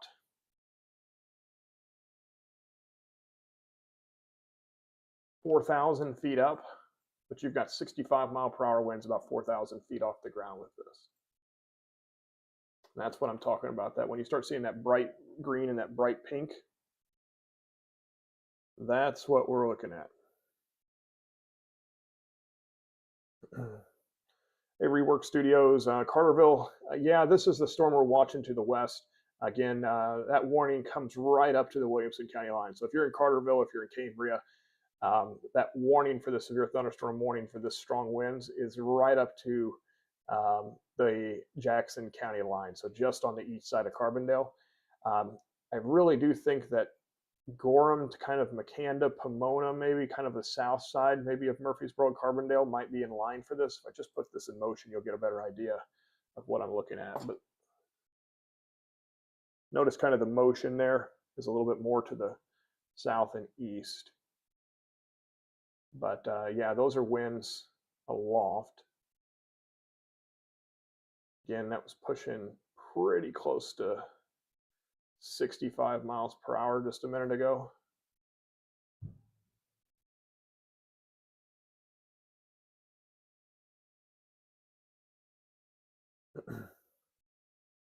All right, let's slide back northward. These are some pretty strong storms. I think we're going to get an extension of this warning too. Will not be surprised if we end up seeing this warning, because Ina and Bonnie, you guys are getting pretty hit pretty hard right now, especially maybe just east of I-57. I'd say that's a pretty good storm cell there from the Bonnie, Ina area, Big Muddy Prisons right there. And then that's going to be moving eastward over towards Dahlgren. So that's some hail that's coming in there. Bell Rive, Dahlgren, get ready. You guys have some hail coming in right now.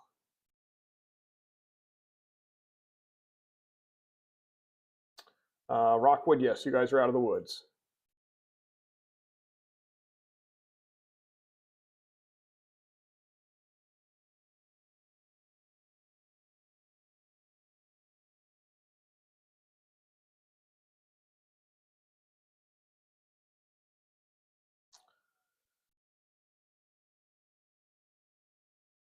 Couple areas of rotation to watch, but nothing real pronounced. Again, everything looks like at this point it's kind of struggled just a bit.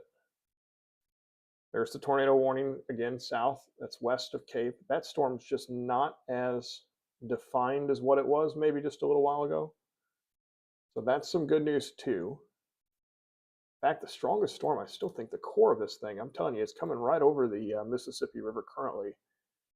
And just west of Gorham, that is really producing some hail just west of Gorham. What does rotation mean? Well, we've been watching it again, kind of where some of the straight line winds meet. A couple other areas. Obviously, if we're talking about rotation, you know, I still can't rule out entirely a brief spin up tornado. I think it's possible, but I really do feel that the tornado threat in southern Illinois is on the lower side.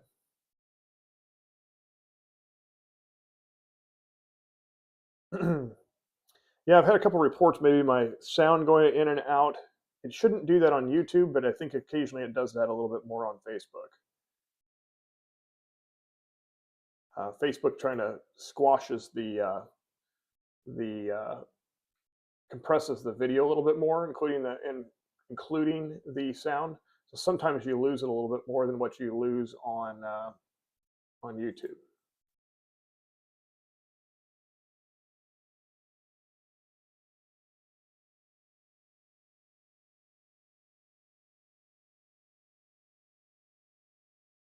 Do a pretty big broad swath here. I take this all the way out to Harrisburg. So right now, that's kind of the general timing of where I'm thinking things are going to be. I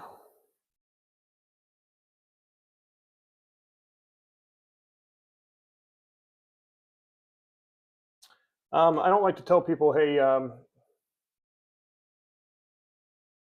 Caitlin, I don't necessarily say, hey, like you should take cover, but I don't think that right now the storm moving into McLeansboro is going to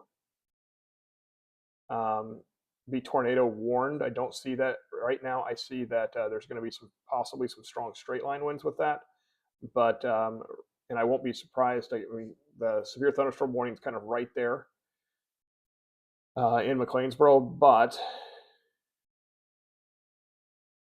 I do not anticipate that there's going to be a tornado warning anytime soon for McLeansboro. Worst will hit Roseclare and Elizabethtown, and are we looking at tornadoes? Hey, Tiffany. Again, I can't rule out a brief spin-up tornado, but I really think that right now the threat is really going to be strong straight line winds for most, and I would expect this to be they're probably closer to 11, maybe just a hair after 11 in Roseclare and Elizabethtown. That's kind of what I'm thinking. Kind of keeps riding the Benton line. Yeah, it kind of starts there and then kind of ends. This line will get there. It's just you're going to end up with what's going through DuQuoin right now. That's kind of what's tracking down 14. and then will make its way into the Benton area here very shortly. Line's roughly been moving about 45 miles per hour. At times, we've seen a few areas that have picked up speed. Trying to answer your question there, Sydney. It's been moving about 45 miles per hour. We've seen a couple of these storms maybe go out to 50 miles per hour, but that's when we see these little surges out ahead of the main line. So again, that's kind of the storm track right now. Yeah, I would say, Beth, Stasnik, it's getting ready to move into Carbondale. That one, again, the core is actually getting ready to move into Murfreesboro shortly, and then next would be in line would be Carbondale. Seeing if we have any reports of some hail or anything out of that one. Let's see, Jackson County Emergency Manager Orville Rowe says pea-sized hail. That's in the bottoms area in the western section of the county. Looks like National Weather Service is actually much more concerned right now with this storm up here. That's the tornado warning storm. So right now, the rest of the area, mainly just dealing with strong straight line winds, really heavy rainfall. Gosh, some torrential rainfall with some of this stuff. That's good, but torrential rainfall and a lot of thunder and a lot of lightning as well.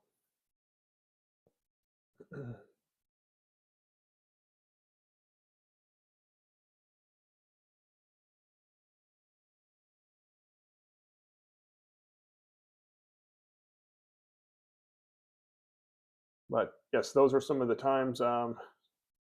Storm kind of going above Vienna. Yeah, that's a good question. We are seeing a little bit of it fill in back here south of Perryville. Notice last couple of radar scans, we've seen a little bit more in the way of shower activity developing there. But I'll tell you though, right now, yeah, it looks like maybe the worst of it's going to end up north of you in Vienna. Looking more and more likely that this is going to be more riding down 13 all the way up to, again, Mount Vernon and moving into Hamilton County, heading towards McLeansboro right now. So some strong straight line winds. But yeah, I mean, further south, you may end up lucking out completely in places like Anna or Vienna, where the line kind of just breaks, where we've got storms to the south and storms to the north, and you kind of miss everything in between.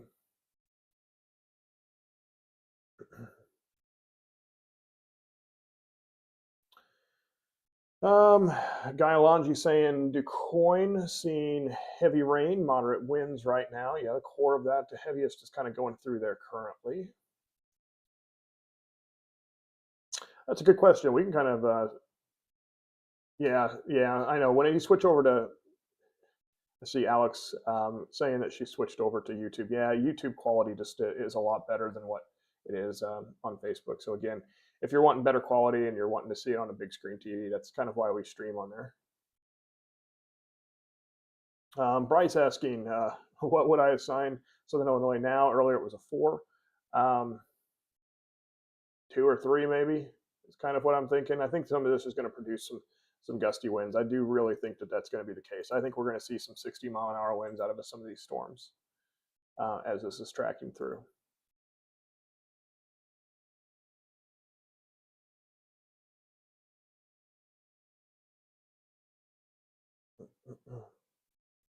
Seeing a bunch of lightning in West Frankfort. Thank you, Scooter.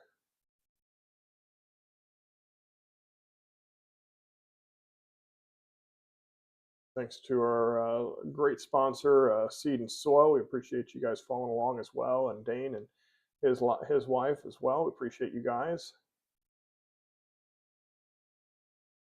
Yeah, that's a good question. Fajita, that's a great name, by the way. Saying, do you have any theories about how such a weak cap held such a volatile atmosphere? That's a good question. It was a weak cap, but I think that it's hard for us to know exactly how strong sometimes the cap is, unless we're going to send up a balloon and actually measure everything aloft. It can be difficult to kind of time out. There were a couple indications that aloft at about 10,000 feet up, that we had air that was fairly warm, and I think that that's actually what ended up happening. Some of the things were pretty cold aloft, and some things were fairly warm. And I think the warm ones ended up winning out. And there were a couple of models that we had that actually hinted at that. Sometimes it's hard not to completely go on a rant, but I think you see a lot of guys on social media that use one model. We use that, we call that the HER or the HRRR. And you'll see people really run with that because it's updated every hour. And sometimes it can be really good with thunderstorms, but also it can really come back to bite you, as it is a model that has a tendency sometimes to not always pick up on everything, or to, I mean, it's a model. We always were taught when going to school for meteorology that every model is wrong. We have to figure out why it's wrong and where it's wrong.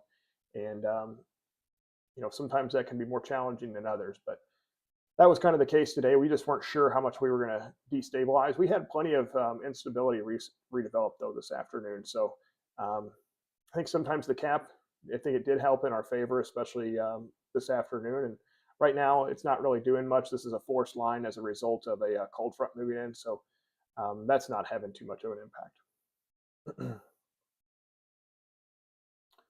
All right. I do think we probably are going to see just looking back on the motion of that. Yeah, I would expect that we're going to see, if you guys are in Heron and Marion, Carterville and Craneville, I would expect that you guys are probably going to see a severe thunderstorm warning issued shortly for this storm.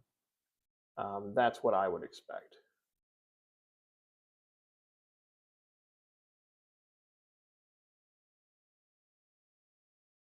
Going to switch over. It looks like maybe my radar's running just a hair behind. That's probably a slightly better look here.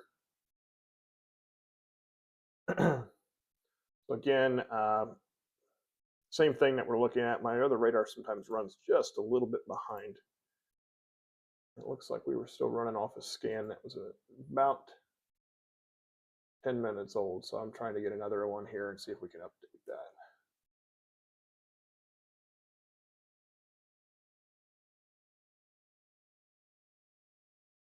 But so that's the hail core there. And again, I think we're going to see a new severe thunderstorm warning. Tornado watch until, you said 5 a.m. I don't think for Williamson County we've seen it out that far. The tornado watch actually, I think, is out until either 11 p.m. Did they just issue that and extend it all the way to 5 a.m.? You guys are ahead of me. You guys are getting the alerts before I am. Let's see here.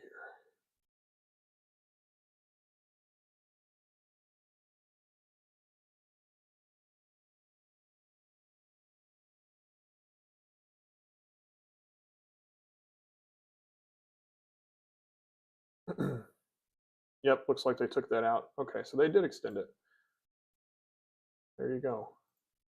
That's interesting, actually, that they extended it that far. 5 a.m. seems like a really late time. I'm guessing we were on the back end of that. I'm guessing they took it that much further eastward. And then we are going to see that expire or be canceled much, much sooner, if I had to guess, in some of southeastern Illinois. I don't anticipate that these storms are going to be around that terribly long.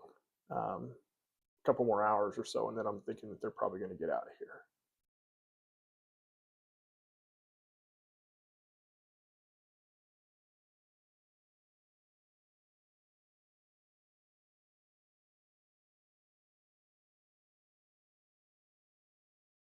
So again, that's the storm. I'm going to switch back over to, here. We should have another scan coming in here. There we go. Now we should be back up to date. I run 2 different radar programs just in case that happens. Looks like power, looks like they're saying power flickering right now at Lake of Egypt. If you watch this camera up here in your top right, that's from Marion, looking back towards the west over the interstate. I'm going to switch that back up here in just a second.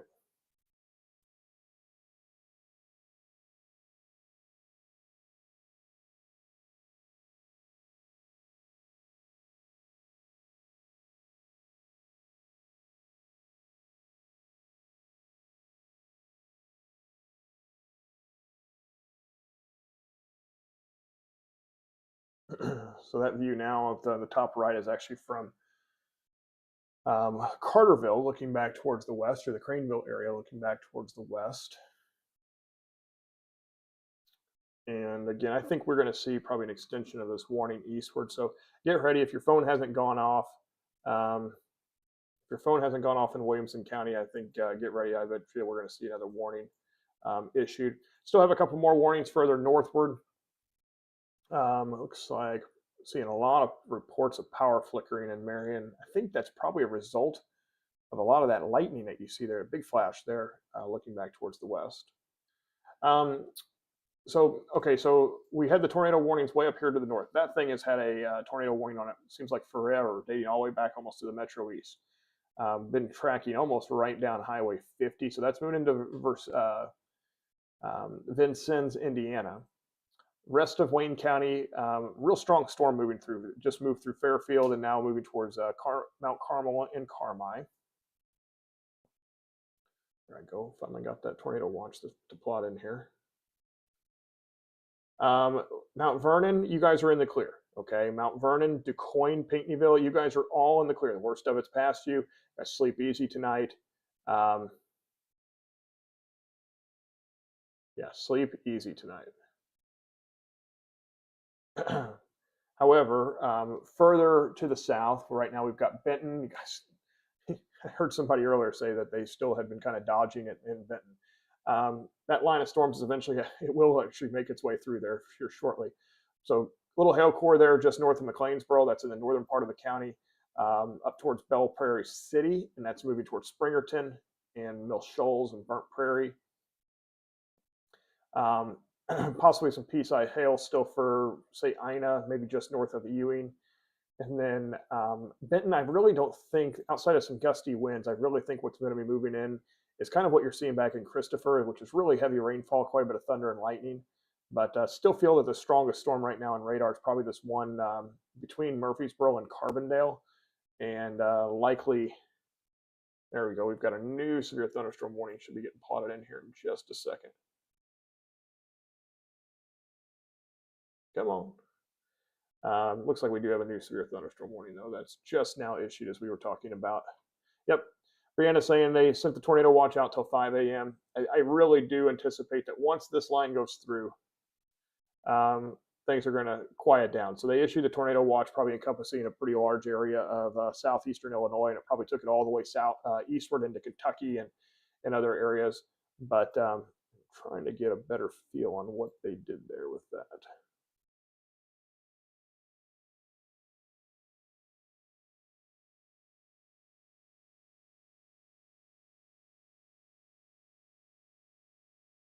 I got it over my phone. I'm just looking to see about it here. Yeah, there's some showers, some thunderstorms actually developing out ahead of the main line too, and that will help just a bit.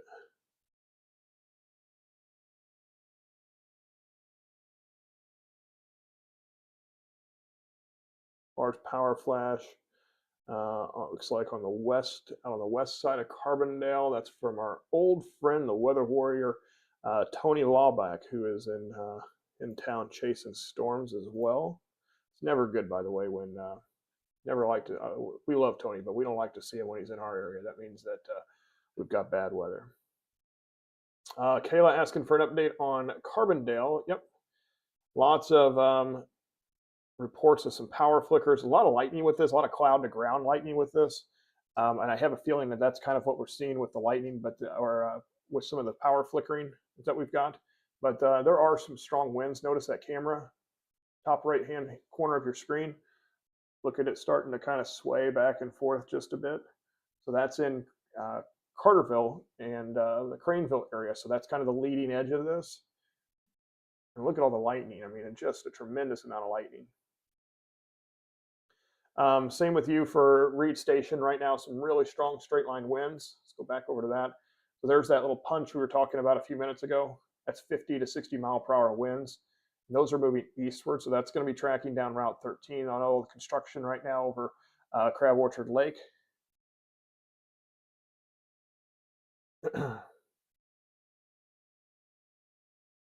Yep, so give it, tell you what, for Carbondale, got a lot of questions coming in about Carbondale here.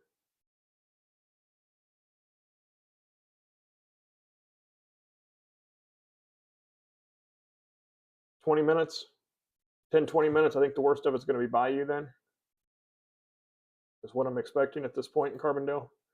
But notice again, that's 60-mile-an-hour winds moving through there right now. So that's the new severe thunderstorm warning that was issued further eastward. Again, that's a severe thunderstorm warning for Williamson County. It took winds up to 70 miles per hour, so some really strong straight line winds with that. And hail up to 1.25 inches, so that's golf ball sized hail.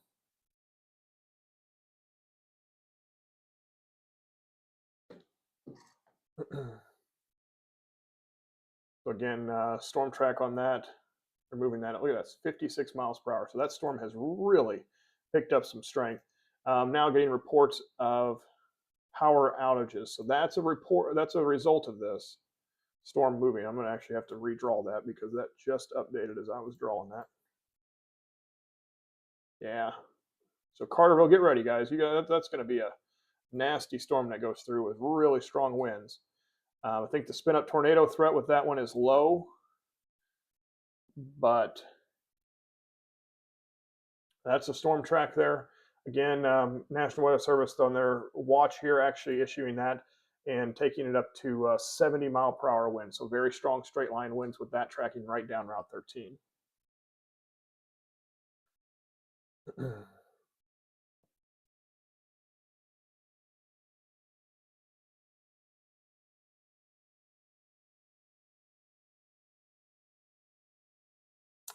David asking if I've seen any rotation. Right now, I just don't really see it. I can't rule out a spin up in this, but I really think that the biggest threat with this right now as it's moving eastward is 60 to 70 mile per hour winds. Again, that should be moving into Carterville, Cambria here, Hurst, Bush, and really tracking right down 13.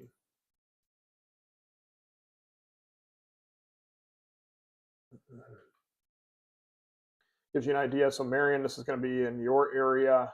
If we move it into the western side of Marion, probably in the next 5 to 10 minutes. Okay, so if you're in Western era, if you're in the western side of Marion there, get ready. You've got a real strong storm that again is likely going to produce some strong winds, possibly some damaging winds as it moves through.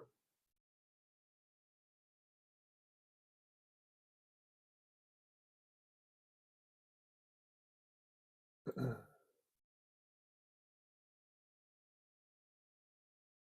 like we have some hail here too. Hail 3 miles south of Walker's Bluff. That's a comment that just came in from Greg Prince. Well, I see, Amanda, your comment about why do storms always track right down Route 13. Just happens to be a pretty major east-west corridor, and just happens to. I mean, sometimes they track down 14, sometimes they track down 15, and sometimes they track down 146 to the south. Just happens to be the way it is. All right, so again, real strong straight line winds. That's the biggest concern here is this storm as it's moving eastward. Again, don't think the tornado threat is zero, but right now the biggest concern is going to be with straight line winds.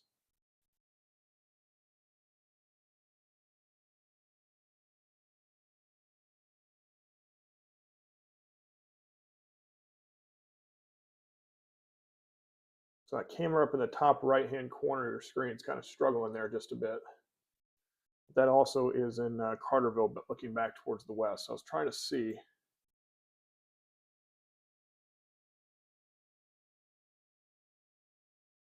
So yeah, I mean, right now it's kind of the leading edge of this. You use radar, and it's probably just a hair behind.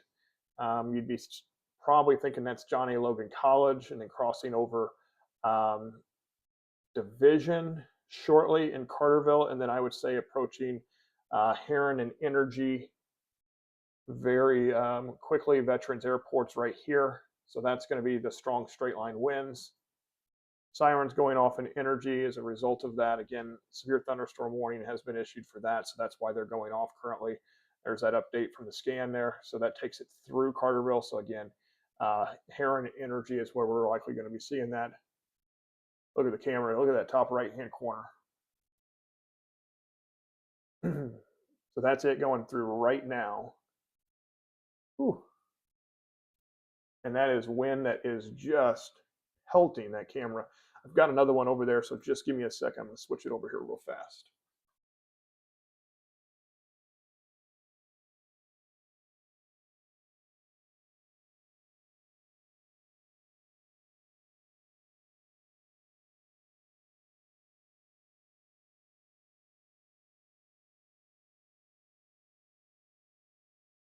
Hard to even see because of how.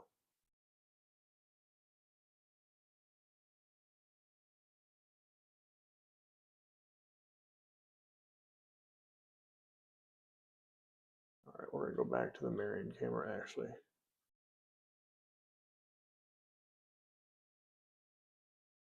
All right, so again, top right-hand corner, that's actually Marion looking back towards the west. See the lightning there? We should be seeing some of that wind pick up here very, very shortly. That is just a really strong storm. But notice there's not a lot. So they went ahead and issued on that severe thunderstorm warning. They put a tornado possible tag on it. But I'm not necessarily seeing, again, can't rule it out, maybe one of these little eddies, but I'm not seeing a lot of rotation in that right now. But I am seeing really strong straight line winds. So again, Heron, Marion energy. I'm going to zoom in here a little bit closer.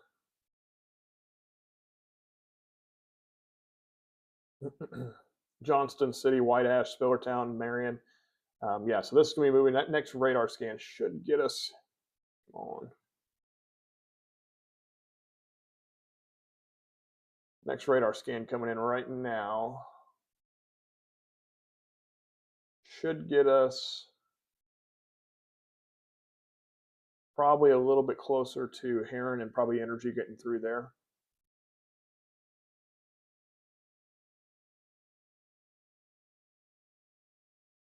Come on, waiting for it to plot in here. Running a minute or so behind.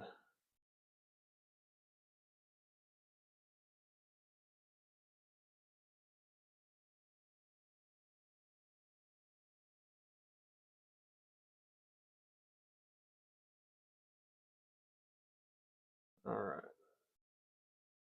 So there was the latest one that came in. So that is right there going into the western sections of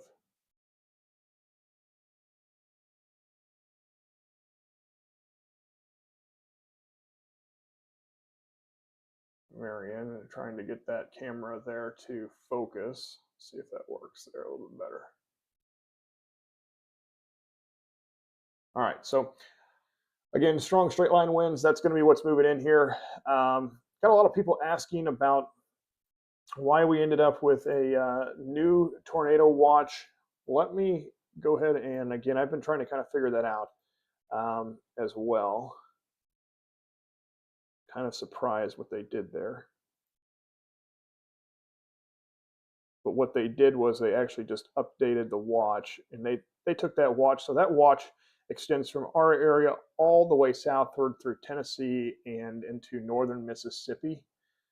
So again, what I am expecting us to see with the watch that just was issued. So if you got the push alert on your Nick Hausen weather app there, I have a feeling that we're going to see that watch probably canceled quite a bit earlier. It's not going to be, this severe weather threat is going to rapidly drop off. In fact, by midnight, so that's 2 hours from now, I'm expecting the severe weather threat to pretty much be done in southern Illinois. So again, once this line goes through, so I'm talking about Rockwood, Campbell Hill, DuQuoin, I would say, back over to reflectivity here, Benton, the worst of it's Bayou, Cesar, Mount Vernon. You guys are in the clear. All right, the severe weather threat is over for you guys. Okay, so we are mainly focused on this line of storms here, right along Route 13 and then northward and north and eastward. And notice there's a little gap here. The biggest concern we have right now on radar, and yes, I know that there's a severe thunderstorm warning still in effect for northern Hamilton County, and there's a pretty good storm going through McLeansboro and back over towards Macedonia and Benton and Thompsonville, getting ready to see that here in just a bit as well. But the biggest concern we have right now is strong straight line winds in particular with this storm.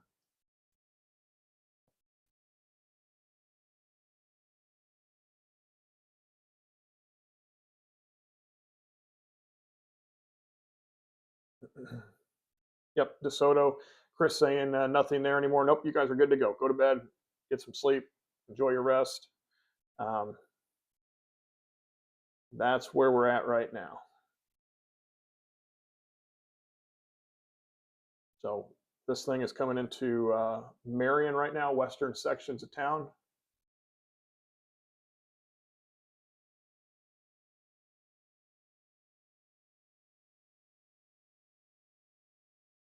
Top right-hand corner of the screen, you can see that's a live view there in Marion.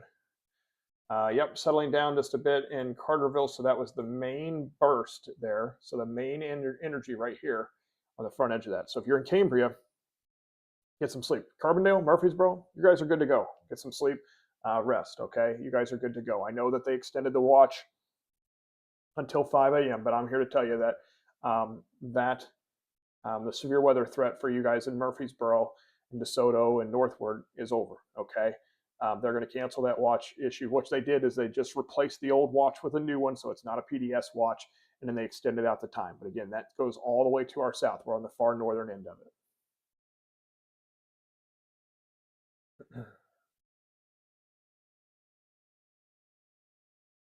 Winds maybe not quite as strong. We're still seeing some, yeah, I bet you we've probably got some 40 to 50 mile an hour gusts. Not quite as what we had here. Let me switch over to storm relative, see if it's any different. Not really. So, I mean, we've got some gusty winds. It's not as pronounced as what it was maybe just a little while ago when we were pushing some of those strong straight line winds down to the ground.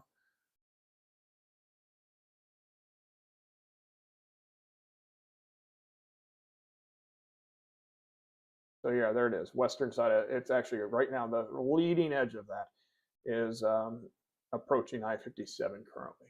That's what the view is there on the top of your screen is the really heavy rainfall going into I-57 top right-hand corner.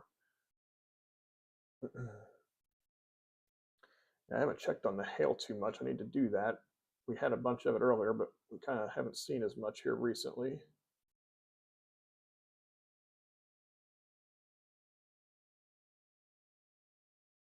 I have to watch kind of the northern side of this.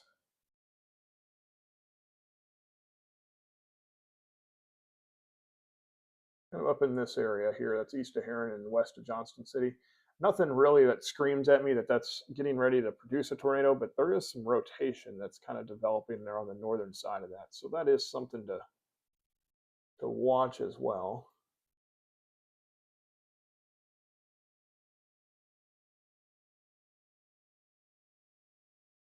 And if we were going to see any rotation develop, that's where it would be, is kind of on this northern side.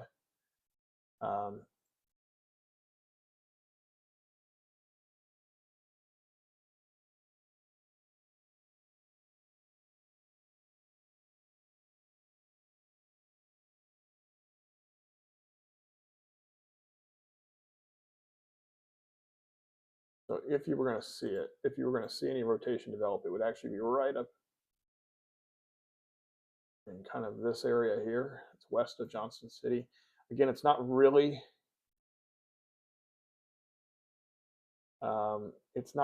pronounced, but there's a little bit of rotation there that's trying to develop. So that is something we'll kind of keep an eye on. Notice it kind of moved a little bit further east on that last radar scan. That's just something to watch. Again, right now I'm not too concerned with it, but it is something to watch. All right, so let's go. We've got a new severe thunderstorm warning that was just issued. New severe thunderstorm warning does include, it stretches all the way into Gallatin County. So again, guys, Harrisburg, El Dorado, Muddy. I saw a comment here just a second ago about that. Look, yeah, it stretches all the way to Ridgeway, Quality, and then also Broughton, Norris City. You guys are all under this severe thunderstorm warning. It does also include Thompsonville and Galatia. So that's a new severe thunderstorm warning that is issued until 11 p.m. Okay, so Again, that is for potentially some smaller hail, but mainly for strong winds as this is pushing through. Okay. Again, Carbondale, Murfreesboro, West Frankfort, Benton, Mount Vernon, DuQuoin, Pinckneyville, Chester, Sparta. You guys are all good. You guys are all in the clear. I would even say Heron at this point. You guys are in the clear. The worst of it is past you. A little bit of hail there, probably on the north side of northeast side of McLeansboro right now.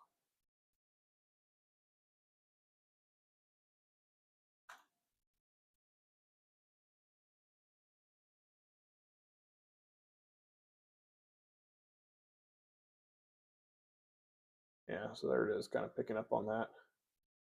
Not as much hail in Williamson County, but several. That stronger storm south of Carbondale. That's between Carbondale and McCander right now. So that's probably producing some hail there as well. So maybe some smaller hail. Currently in the Marion area, again, as you can see, the storm rolling through, just pouring rain, dropping buckets of rain as this moves east. Carterville, the worst of it is past you.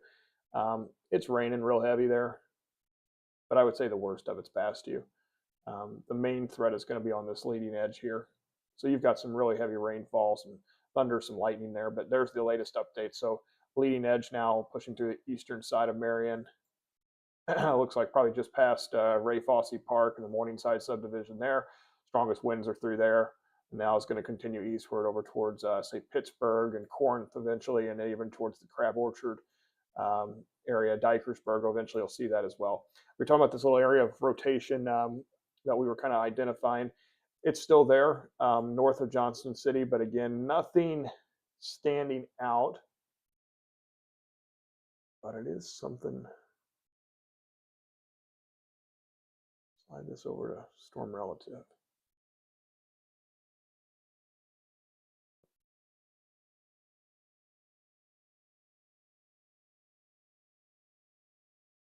Asking about, seeing a lot of comments coming through asking about Marion. Again, you guys are getting hit pretty good with a storm rolling through right now in the Morningside area, but, or excuse me, in the, Morningside, Marion, east side of town. You guys are getting hit pretty good with that. Seeing quite a few reports out of that area, the northeast side of town, of some power flashes and things like that.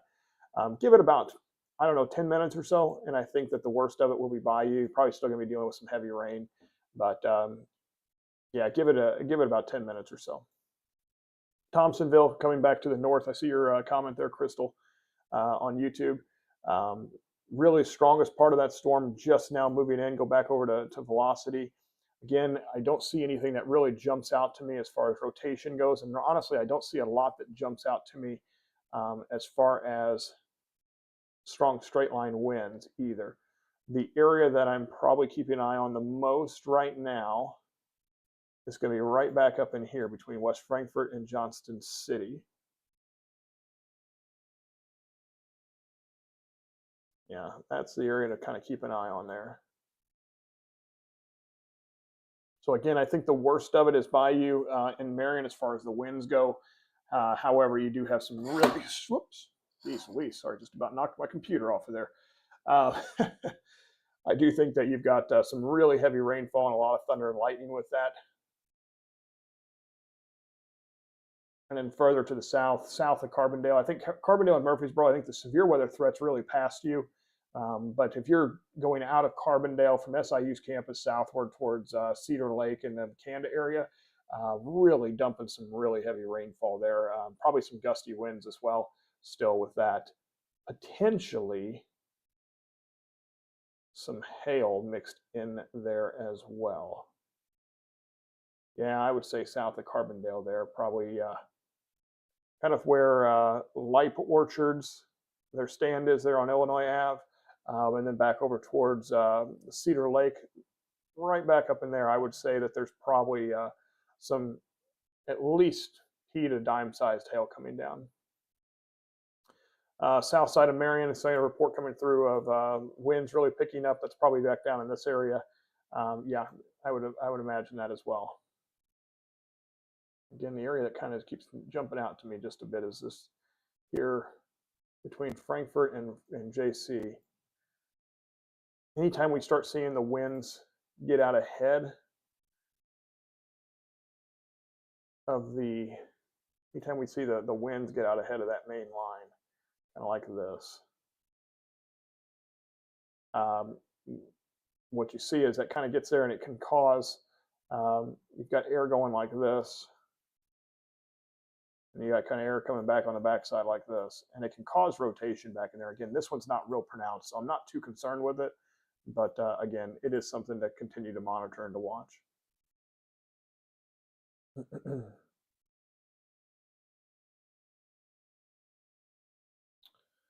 I would say it's moving, asking about that little rotation there, it's moving due east.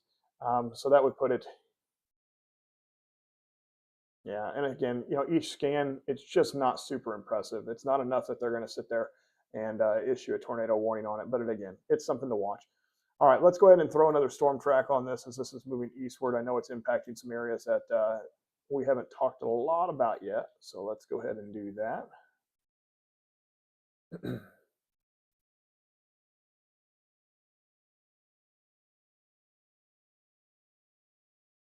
Kind of take this eastward like that.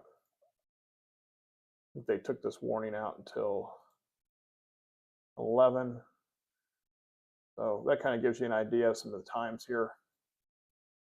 So Carbondale, Craneville, Heron, West Frankfort, Benton, Dahlgren, Macedonia, Ewing, Mount Vernon. Again, everybody basically behind this line, you guys are in the clear. Okay, so you guys are in the clear. Marion, give it a few more minutes, and then you guys will be in the clear too. I think the worst of it's past you, but still dealing with a pretty good thunderstorm moving through there.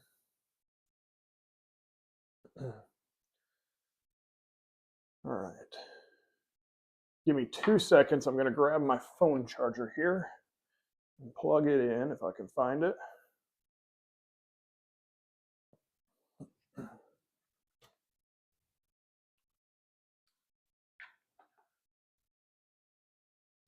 Again, a little different setup if you're joining me this evening than what we typically would do, as I'm actually out of town and in a hotel room tracking these storms with you guys tonight. And so a little different than what we would normally do here. But either way, it works. And so far, everybody, I think I haven't seen a lot of damage reports coming in, so that's good news. And hopefully, everybody kind of gets through this without that.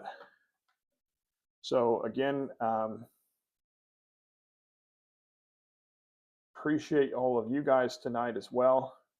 I will tell you what, we're going to go back in. Hate to keep going back on that, but let me clear the storm track here again. Let's go ahead and zoom back in on this cell in Williamson County. It continues to, yep, there it is. This is the one we've been watching. This little area right up in here. We call a bookend, all right? So that's what we call, notice the front part of this gets pushed out. There it is, it runs through Marion. It's going through Crab Orchard now. I'm talking about Crab Orchard, the town, by the way. And then just north, that's east of JC, and then north of Pittsburgh, little area of rotation. Again, what you're seeing is this wind kind of get in here, and this wind's behind this getting pushed right down Route 13. So that continues to prompt, just wanting to keep an eye on that. Notice you can kind of see some of the weakening further westward. So we were talking about the strong winds there south. Carbondale, maybe still some hail. That core is kind of starting to push a little bit further east now. So I think even from like the Bosquedale area eastward, more closer to say, probably the western side of Crab Orchard Lake, closer to where the spillway is there in Crab Orchard Lake. And then, yeah, I think Marion, Carterville, Heron, Johnston City, I think you guys are in the clear with this. Yes, Linda, I think you guys are in the clear.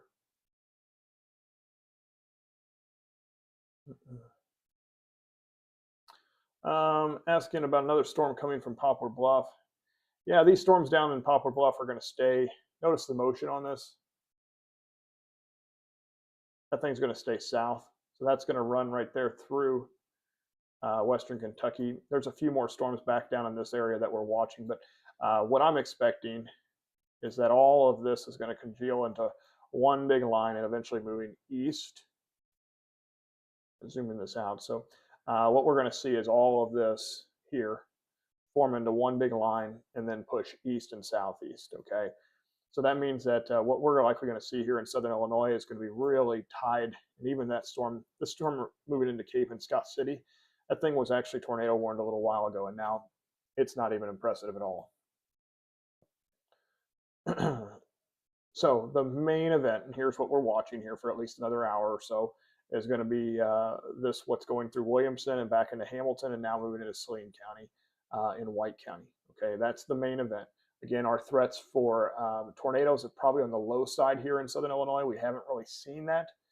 Can't entirely still rule out a brief spin up. Again, we've been tracking this one area now in the northeastern section of Williamson County for just a little while, as we have seen at least some rotation with that storm as it was moving through, but nothing super pronounced, nothing that is really screaming at me that we're going to see a tornado drop, but it is something to watch.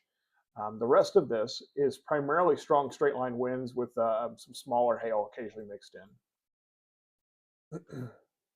So for those of you in White County and Hamilton and back into Saline counties, again, eastern parts of Williamson County, really expecting this to be some gusty winds, some really heavy rainfall, some thunder, some lightning as it's moving through. And then once that's through, you guys are in the clear.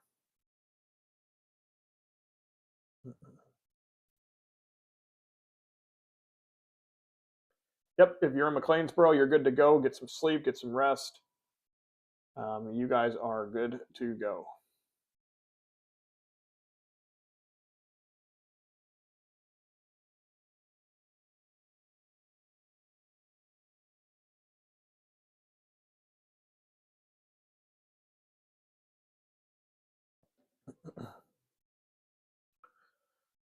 All right, so Norris City, Broughton, Galatia, you guys are getting a pretty good storm right now, at least getting ready to. McKenna, you guys are in the extended tornado watch, but again, let's see if I can show this a little bit better. Hail hitting the windows. We are getting some hail reports there. That's one in Marion. This is a, turn on surface reports here. Letting this load.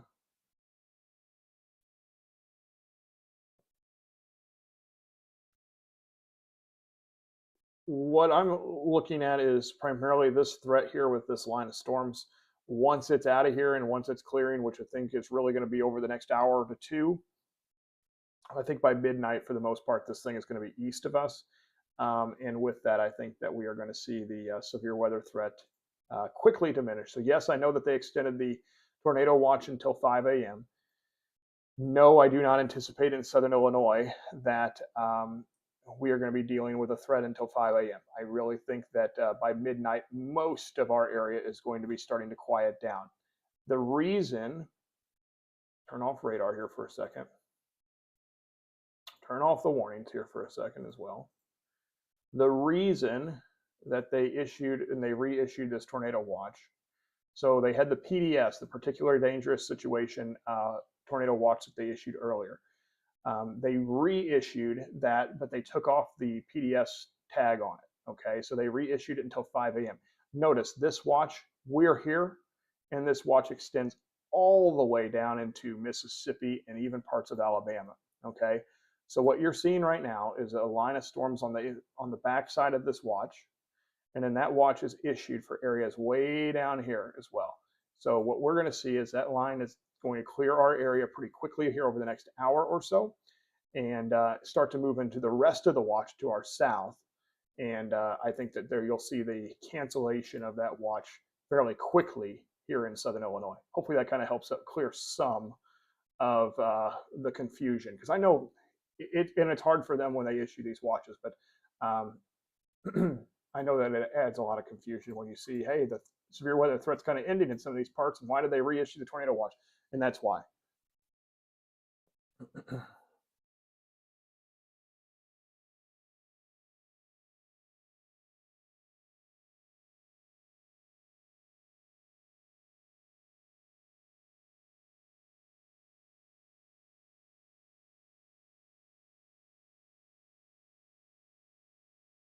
Again, if you are joining us, yes, I think you're good to go in Makanda too. Yes, I think Sam, you guys are good to go. Eddyville, Pope County, this line's still to your west. Gosh, I'll tell you what, we are getting some training rain in Marion right now, some really heavy rainfall. That's good news. We need the rain, but I bet you we're going to start seeing some flash flooding issues develop in a few spots as well. Pretty good storm still rolling down 13, heading towards Galatia and Harrisburg. Again, Crab Orchard and the Carrier Mills area. Some strong straight line winds expected with that. Yes, Johnston City, you guys are in the clear too.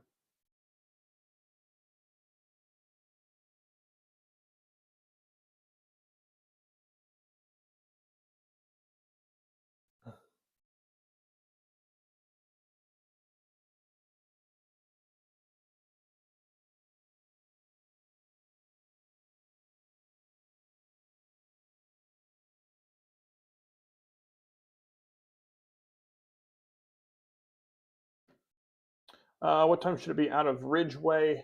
Probably going to see it move out of Ridgeway. Yeah, dangerous storm. I getting quite a few of those into the Goreville area. Basically, they're just saying, hey, there's probably going to be some strong winds with that. That's kind of what that means if you're getting that on the Nickhausen weather app.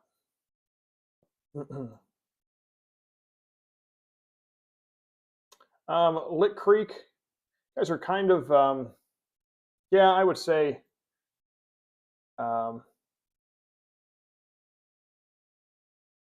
yeah, you guys are probably in the clear. I think this main storm to your north is probably going to stay to your north. There's still quite a bit of rain, heavy rainfall in this. Pittsburgh. You know, I think the worst of it is by you. You're going to get another round of some really heavy rainfall, though. All right, let me look back over here, put the storm track back on these guys further east. If you guys are in Saline and Gallatin County, we haven't talked a lot about that yet.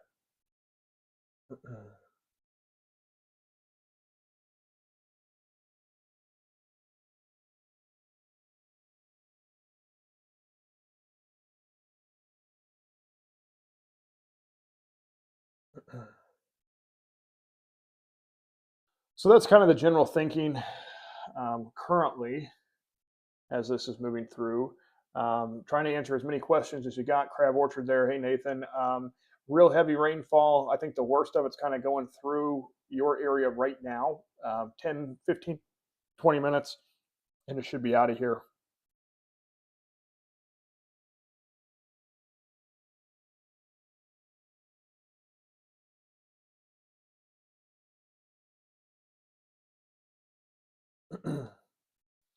Looks like right along Highway 45 there between Enfield and North City right now, probably dealing with some hail. That's going to pass south of Carmi, kind of with the junction of Route 1 there. What I expect from that one.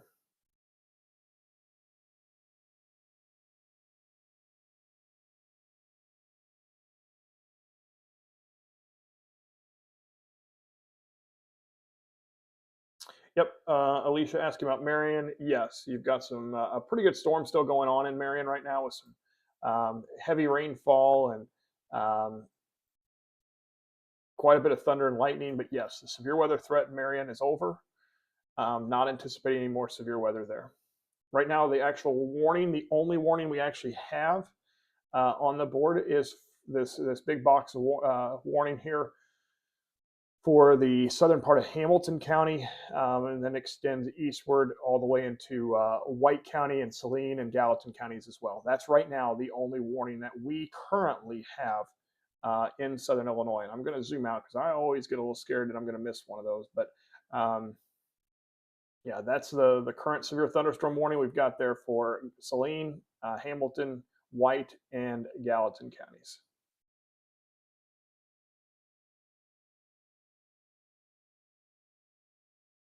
El Dorado, hey TJ. Really heavy rainfall, a lot of thunder and lightning, probably some gusty winds. Let me slide and turn this off.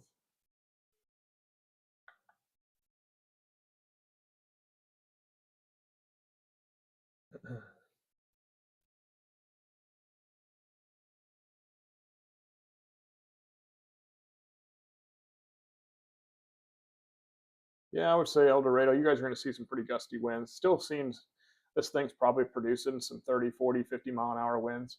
I don't see what we saw earlier where we were seeing 60 to 70 mile an hour winds with it. And I think that's why we probably had some power outages back to the west in Jackson County as a result of that, as we were seeing much stronger winds there. Power keeps flickering in Harrisburg. I think we're seeing a lot of power flickers as a result of just the lightning. Still seeing a lot of really heavy rainfall. Yeah, in Marion. Yeah, for sure. That's from Margaret Pulley Patterson. Yep, moving into Harrisburg right now. Moving into Harrisburg as we speak.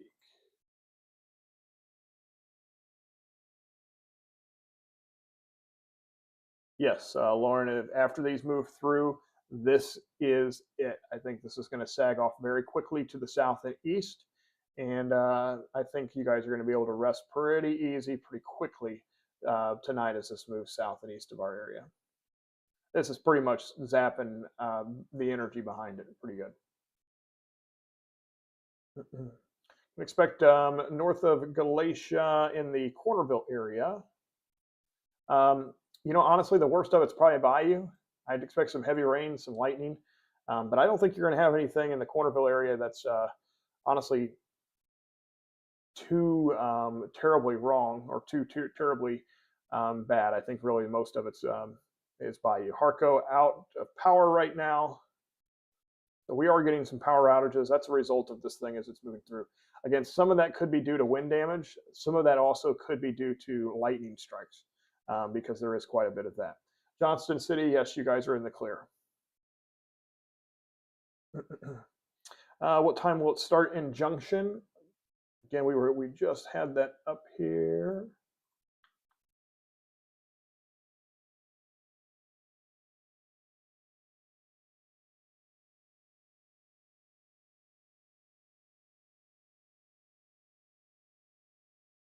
And I know that doesn't give you Junction there on it, but kind of gives you an idea. Junctions between Equality and Shawneetown. So 1044 in Equality, 1050 in Shawneetown. So 1047 maybe in Junction, something like that would be about right.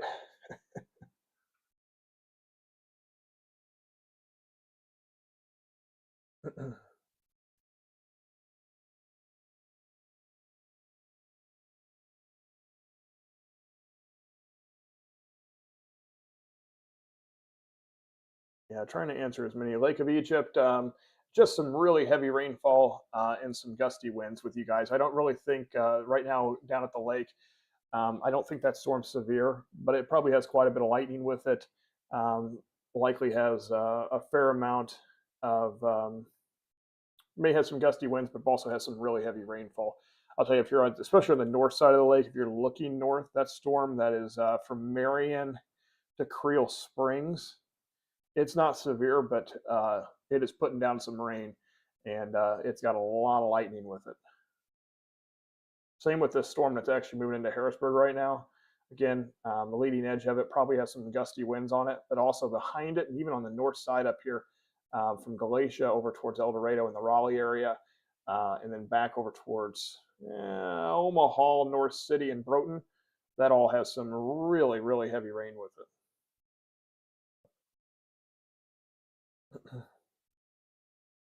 be some hail in that cell there, pretty close to the Creel Springs area.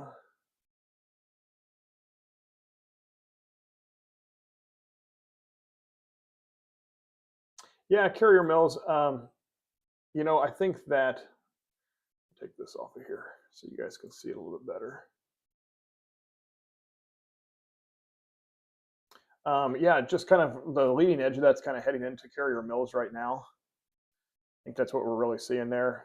Seeing a lot of reports now of some power outages in and around the Harco area. Let me see what we've got.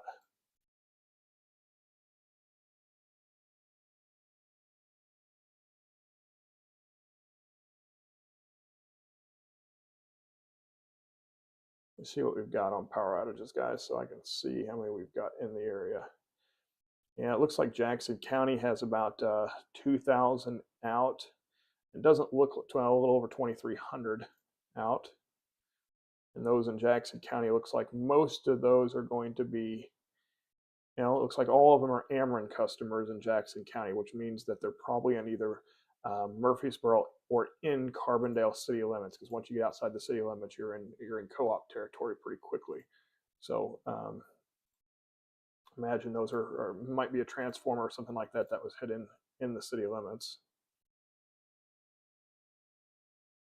Wanted to look at tomorrow too. I know that there's been some talk about tomorrow being, you know, equally the setup that we had today, and that is not the case here in our region. Okay, that is looking pretty unlikely. Let's go ahead and talk about that while we've got a second here. McLeansboro, you guys are in the clear. Ooh, I need to zoom in that much.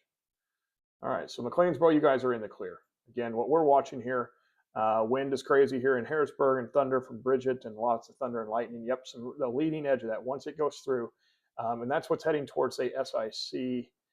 It's what's moving into the El Dorado area right now, crossing over 45, and it's going to head over towards Equality and Ridgeway. That's what's moving your way. It's going to be some gusty winds, and there you go. There's a report there, some power outages. Harrisburg, so east of Harrisburg. I bet you that one's also probably due to a lightning strike. I don't think the strongest winds have gotten there yet. Yeah, I wonder if they had a lightning strike too. Seeing quite a few southeastern customers without power. Creel Springs has some hail. That's with this pink color you see here. Katie, let me know. Is that pea-sized hail? Is that kind of what you guys are seeing? Yes, Crab Orchard, the town. Allie, you guys are in the clear for tonight. You've got some heavy rain. You got a pretty good thunderstorm going through, but the severe weather threat is rapidly ending for you.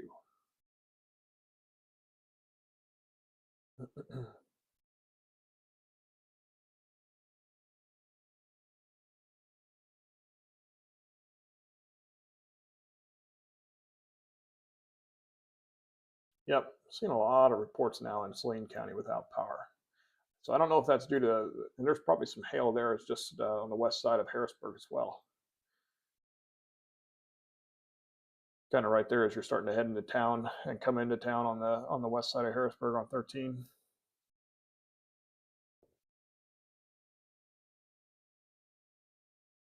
Yep, Galatia. I think the worst is Paiute. I think things are starting to wind down for you guys in Galatia.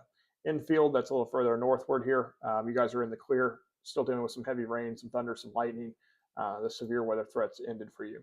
So right now, the threat for severe weather basically extends from Carrier Mills, Harrisburg, El Dorado to Omaha and New Haven.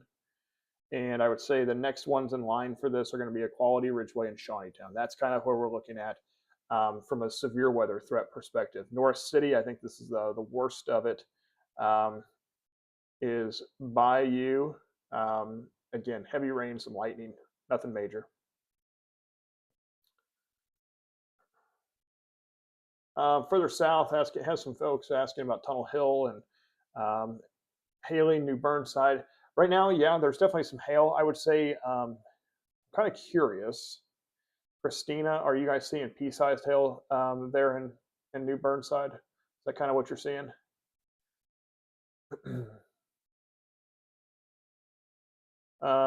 Harrisburg, yes. I think from a tornado perspective, yes. still dealing with some strong winds there, but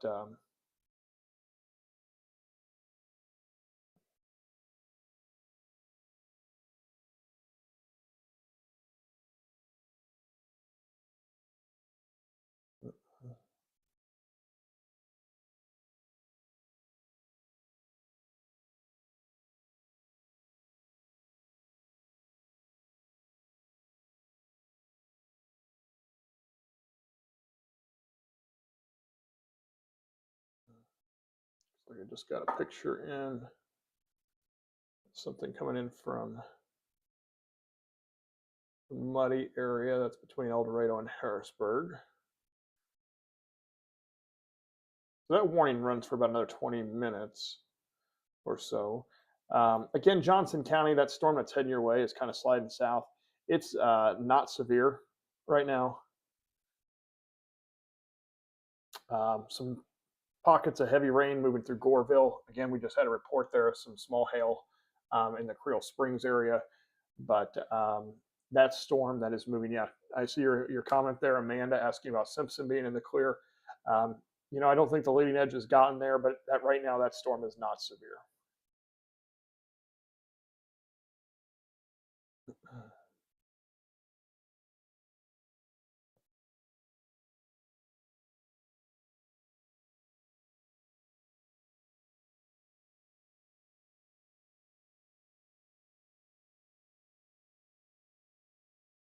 So you were asking about earlier about the watch. We were talking about how they were probably going to cancel that early. I'll leave the. So what they have just done, and I was kind of hoping it would show up here on my map. Sometimes when they cancel versus expire this early, but what they have done is they've just taken out out of the. So you guys were asking about, you know, hey, why did they issue this watch until 5 a.m.? Told you it was probably going to cancel pretty quickly. Franklin, Jackson, Jefferson, Perry, Union, and Williamson have all been cleared out of the tornado watch. Okay, so that tornado watch has been canceled for, again, Franklin, Jackson, Jefferson, Perry, Union, and Williamson counties. Okay, so that is pretty much everything behind this line. Yes, Anthony, everything. Answering your Marion's in the clear, yes. Any need to worry about the tornado warnings in Missouri or crossing the river? They will down to our south, but they're not heading this way. Emily, those tornado warnings down are way down in northeast Arkansas and back in the Missouri Boot Heel. They're tracking east, southeast, and they're moving away from us. Why are Harrisburg, El Dorado lit up? Currently, they are seeing a pretty good thunderstorm move through, for one. But there's a severe thunderstorm warning still in effect. So that's the last warning we still have on the board. That runs until 11 p.m. And again, that does include all the way over to into Gallatin County as well. Yes, you guys are, yes, Woodlawn is over with tornado warnings. That is correct. Is it Micah? Is that correct? Yes. I'm also saying, yes, Lick Creek, Goreville, you guys are fine. Pretty good thunderstorm going through Goreville, heavy rain, nothing major. Same thing with the rest of the Lake of Egypt area. Storm is not severe. Storm is not severe there. I'm not going to, yep. Yep, you guys, okay, sorry.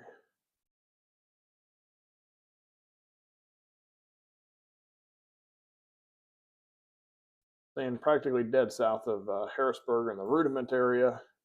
Hardly even a sprinkle of rain. Get ready, it's coming. All right, it's coming, I promise. Aaron, it's coming. Just give it a minute. We've got some pretty heavy rain, and it should pick up pretty quickly there.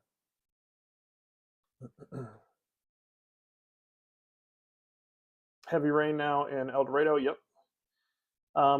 Tam's asking about Tam's right now, and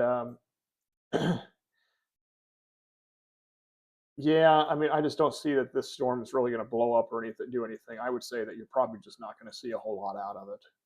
Main concentration, and just to show you the motion on this storm here, if you guys are in Tam's down here, right here. We might have some showers going through with this stuff that's just coming across the river now. But this is the main storm here, and it is going to scoot to the east pretty quick.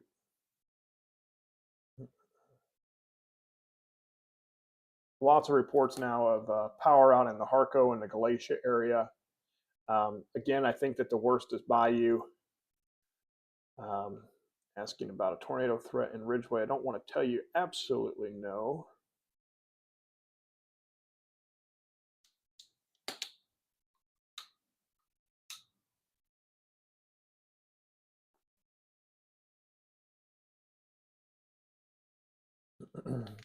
Yeah, I mean, El Dorado, you guys are getting a pretty good storm right now. That's for sure. Going back to the Ridgeway stuff here.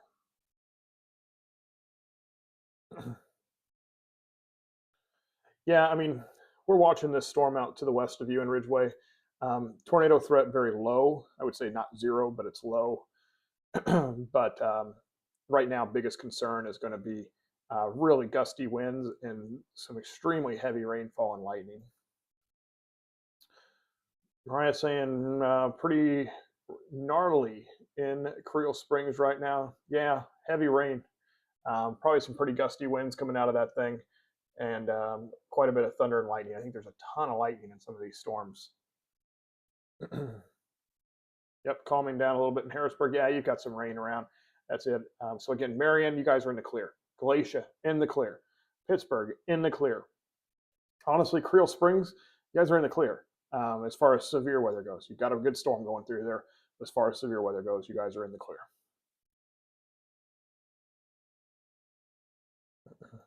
Yep, pretty much everything at this point is generally expected to be in the clear. That's a great point, Shane. Pretty much everything's in the clear, except for Gallatin County and maybe the eastern sections of Saline County. That's kind of what we're looking at right now.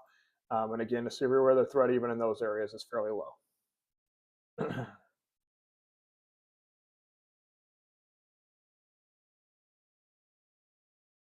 Yeah, storm in Harrisburg is not severe. Aiden, it's rolling through right now, but shouldn't be a big deal.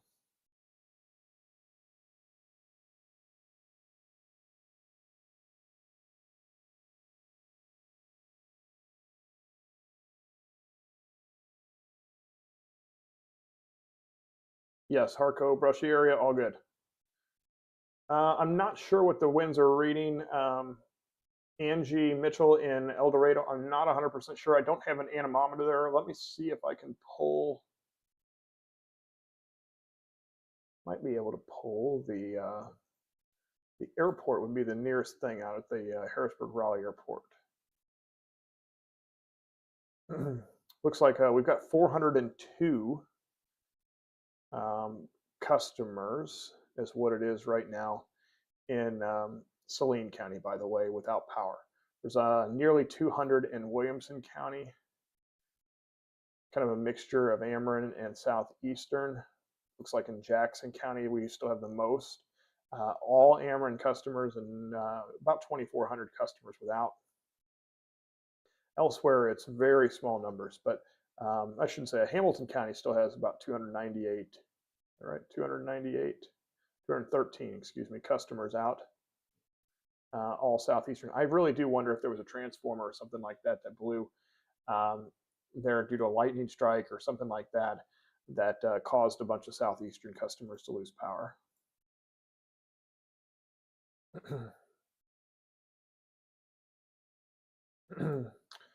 Cassie.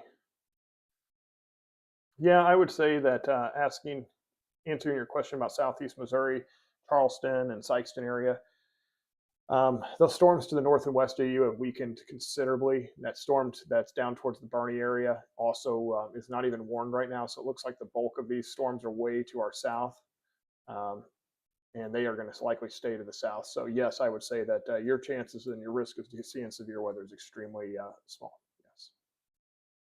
Pea-sized hail in the Berg right now.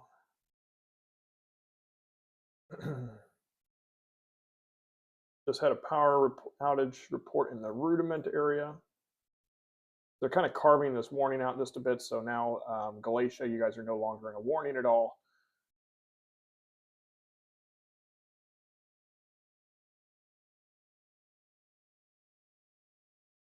power flickering in Carrier Mills. Again, I think that really has to do with potentially lightning and things like that. Hiding in Grayville, Mitchellsville, seeing a power outage. Yes, El Dorado, as far as severe weather goes, you guys are in the clear, yes. Eldyville and Golconda, yeah, a pretty good thunderstorm that's probably going to move through. Notice this is more on an eastbound track. We are seeing some development back to the west. Buncombe, that's going to head towards Simpson and Eddyville. But really, right now, I'm expecting mainly heavy rain and some lightning for Buncombe, Simpson, over towards, say, Eddyville and Golconda. Yeah, Gallatin County, again, we've been kind of watching this. I'll go back up there. Let's look at the winds at that real quick, because area there in Equality.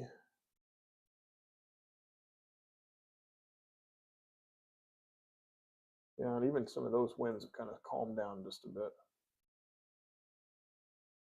I'm not sure if this storm that's moving through Equality and heading towards Shawneetown is actually severe at this point. They've still got a warning on it for a little bit longer, but seeing if there's anything. Yeah, it's not real pronounced. I don't think that's. You're still under a warning for another 8 minutes or so for Inequality and Ridgeway. That does not extend into Shawneetown, but right now I actually would not be surprised to see them not continue this warning. So I imagine that when we come up to the 11 o'clock hour, we're probably not going to see this push further east. Saw Michaela asking about Hardin County. So storms that are building back into Johnson, northern Pope counties, that's going to be what pushes through Hardin County. Gusty winds, heavy rain. I really do think we're starting to see the severe weather threat, even the strong wind threat, slag off pretty quickly right now. Yes, Harrisburg's in the clear, correct. Carrier Mills, El Dorado, Galatia, Harrisburg, Omaha, Norris City, Carmi, McLeansboro. You guys are all in the clear. Marion, Goreville, Lake of Egypt. You guys are all in the clear as well. Poor and Inequality, yeah. There's just got some super heavy rainfall with it.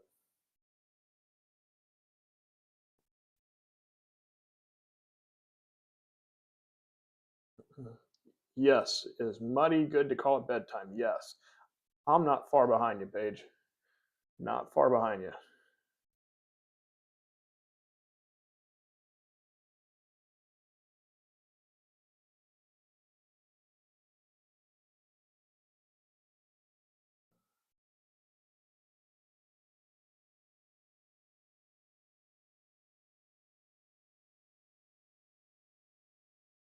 Yep, no problem. So just made it to Delwood there in Polk County.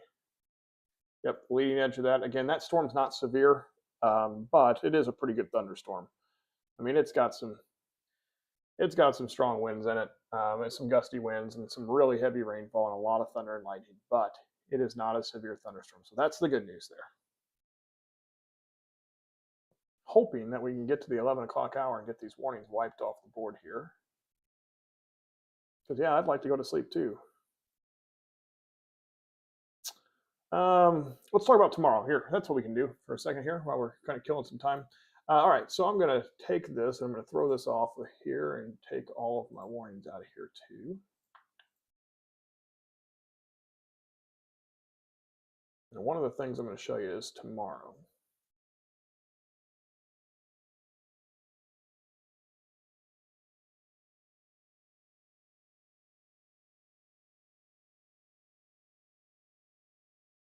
So let's look at tomorrow. Let's go to tomorrow, 2 o'clock in the afternoon. And let's look at surface cape. So when we look at instability, this is tomorrow afternoon.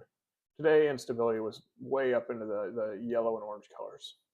And you'll see that instability is much, much higher in some of our southern areas tomorrow. And not only is the instability higher, that's kind of where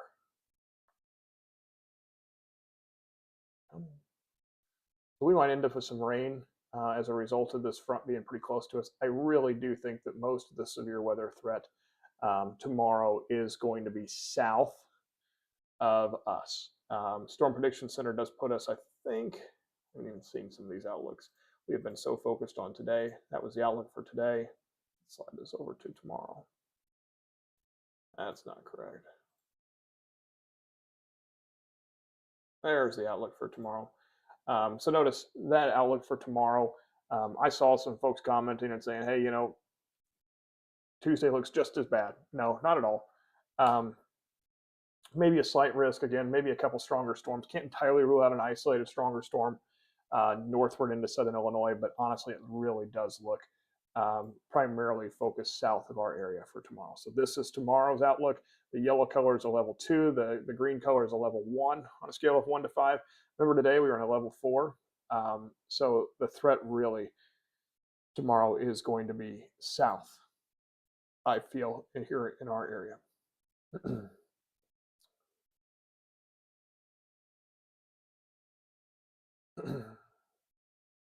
Yes, Harrisburg, you guys are good to go. Go to bed. I mean, you can stay up if you want, but if you've been waiting on storms to go to bed, said that kind of harshly. If you guys have been waiting on storms to go to bed, then yes, you guys can go to bed.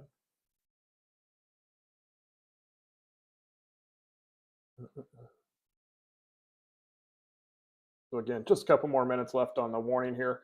Yeah, watching some back building here in Johnson County. You guys are going to get a real good thunderstorm and some really beneficial rainfall. It's been a kind of an interesting spring. We just have not had a ton of severe weather. We've had a little bit, but kind of interesting to see that how warm it's been. We had one of the top 5 warmest Marches on record, and we followed that up with what's likely going to end up being the warmest April we've ever had on record. In addition to that, it was very dry. So it's kind of interesting with the, what's heading towards that? We just got an alert from me. Yeah, strong storm. Let me zoom in on that real quick. We've got some gusty winds with that. I don't think it's anything too major, but ooh, got a bad radar frame there. Let's see, we can slide that back over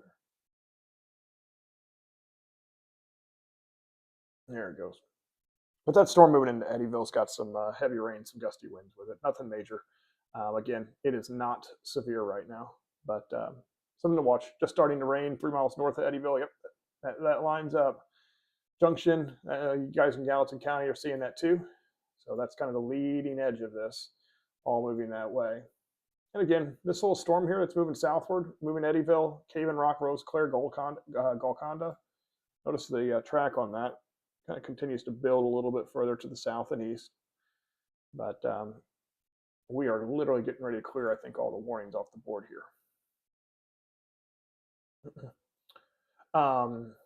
Gosh, what am I thinking even now? Don't remember what I was talking about.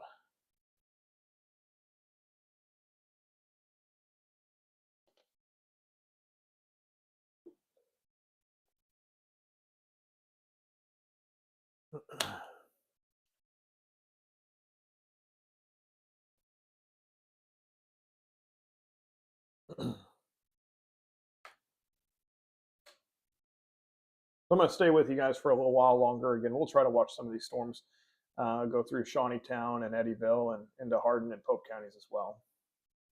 I know these storms, they started to slide through. That's a good point, James.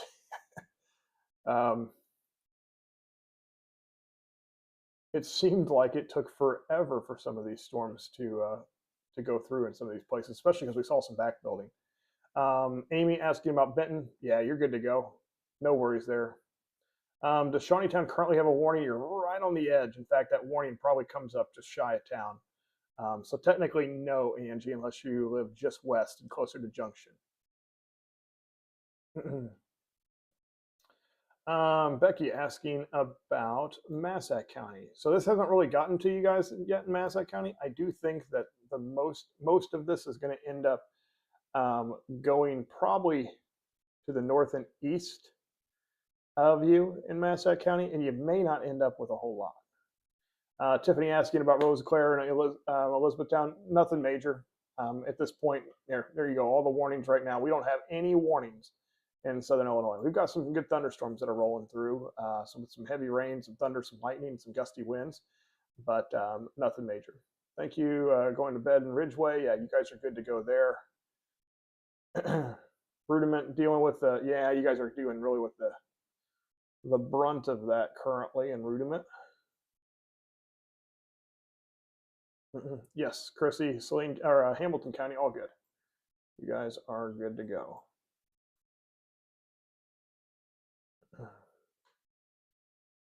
Equality, yes, you guys are in the clear too. The worst of it is value.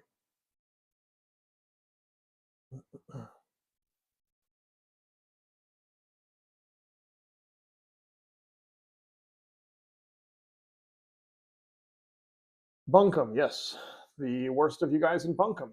You guys are done with any severe weather tonight.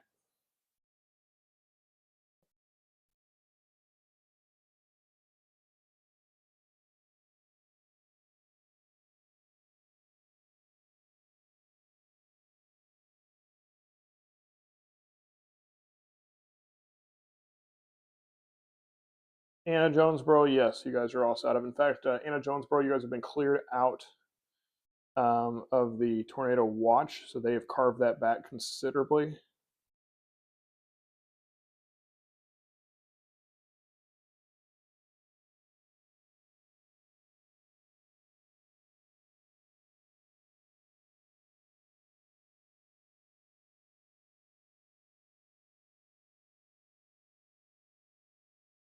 So what I think you're going to see here, probably over the next hour or so, is you'll see this round of storms move eastward, crossing into Kentucky.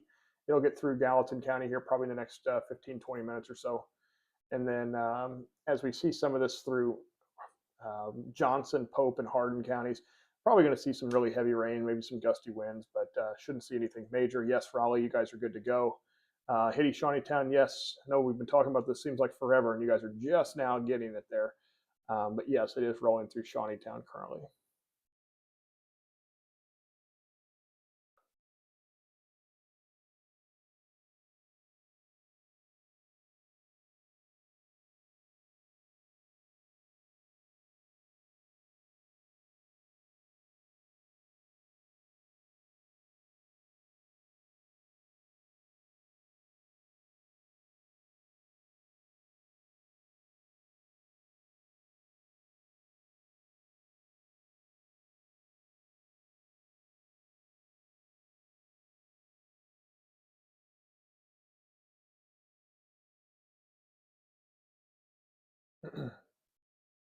So yeah, Ridgeway, Equality, you guys are good. Again, leading edge of this, strong winds, some gusty winds. Shawneetown, northward up towards New Haven. You guys are kind of dealing with the leading edge of this, but once it gets out of here, it's going to quickly shift over towards Morganfield, Uniontown, and Mount Vernon, Indiana. It's out of here. So again, there's some pockets, some pea-sized hail, it looks like maybe mixed in from maybe Gold Hill southward.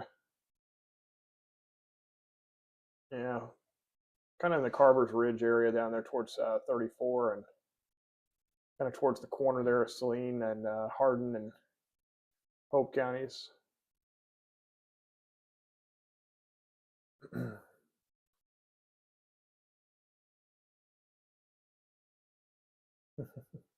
I really like your sarcasm, Steve, about the metropolitan area of Stonefort. Yes, you are good to vacate your safe spot in Harrisburg and head home. You are good to go. That was well written.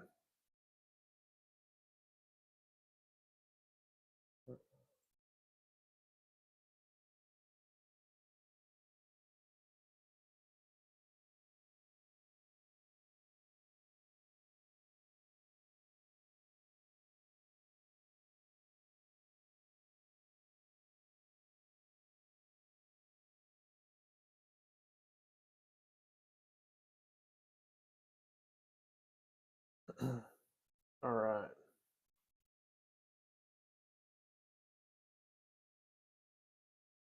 Over here. A couple of these storms are trying to still go.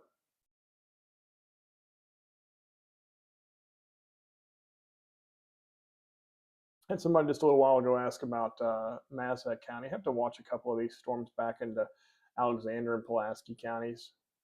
Kind of interesting that they've started to develop a little bit stronger. Yes, Sheila, the tornado threat is over in Harrisburg. Yes, South Creel Springs. Yes, that's all kind of calmed down. Mel asking about Metropolis. I don't want to completely tell you that it's that I think that the risk overall is fairly low, but we're watching a couple storms west of you still that they'll have to be monitored here over the next couple of hours. Right now, the main threat continues to be this line, though, at least for the time being. Yep, North City, Sadie, you're good to go. Hardin County, I would say Hardin County, as far as the severe weather threat, I don't think that this is going to be too severe coming in, but I do think that you guys have some pretty gusty winds heading your way. And then the leading edge of it's just kind of coming in now. So from E-Town, Cave and Rock, northward on Route 1 there, outside of Cave and Rock, I'd say you're probably going to have some real heavy rainfall here, probably next 10, 15, 20 minutes or so. But I don't think it's too severe. Anna, yes, in Carbondale, you guys are good to go. Get some rest.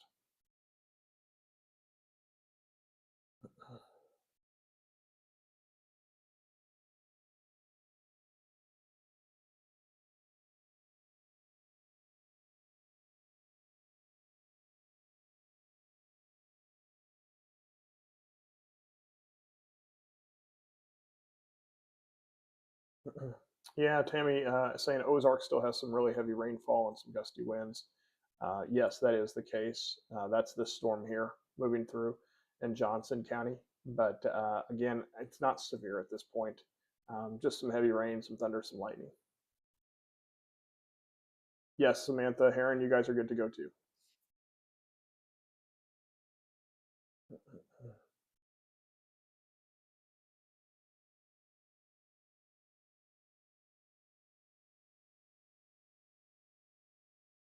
So yeah, Shawneetown, really it should be the worst of its by you now.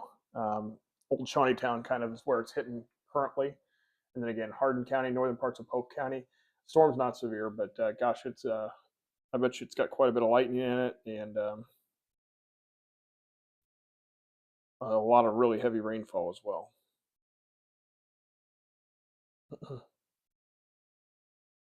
Maddie, no, nothing else for H'burg? Nope. You guys are good to go. Ozark has some hail. Rebecca, what are you seeing? Probably some pea-sized hail in that one. Is that about right?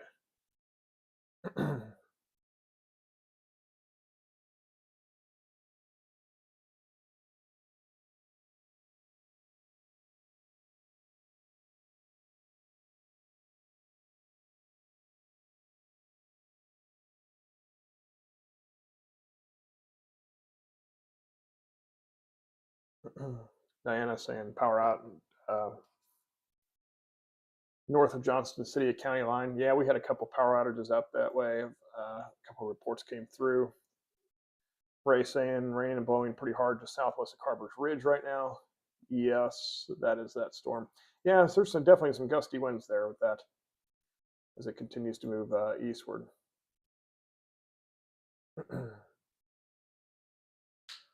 Should kind of start to wrap up there. Yes, Junction, you're good to go. Stone Fort clear. Equality, good to go. Yes, Melissa K. The 5 a.m. I went over that a little while ago. The watch was extended for parts of the area until 5 a.m. It extends all the way to northern Alabama. We are on the northern end of it, so they've already started canceling some of the counties out of the watch. So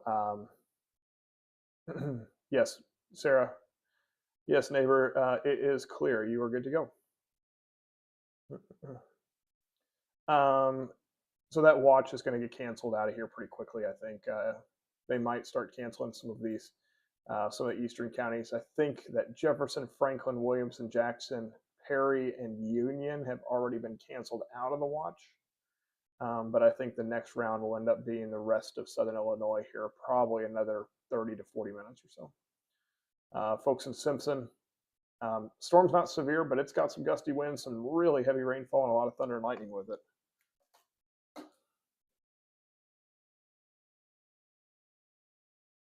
45 north and Gilead Road. Yep, some small hail there.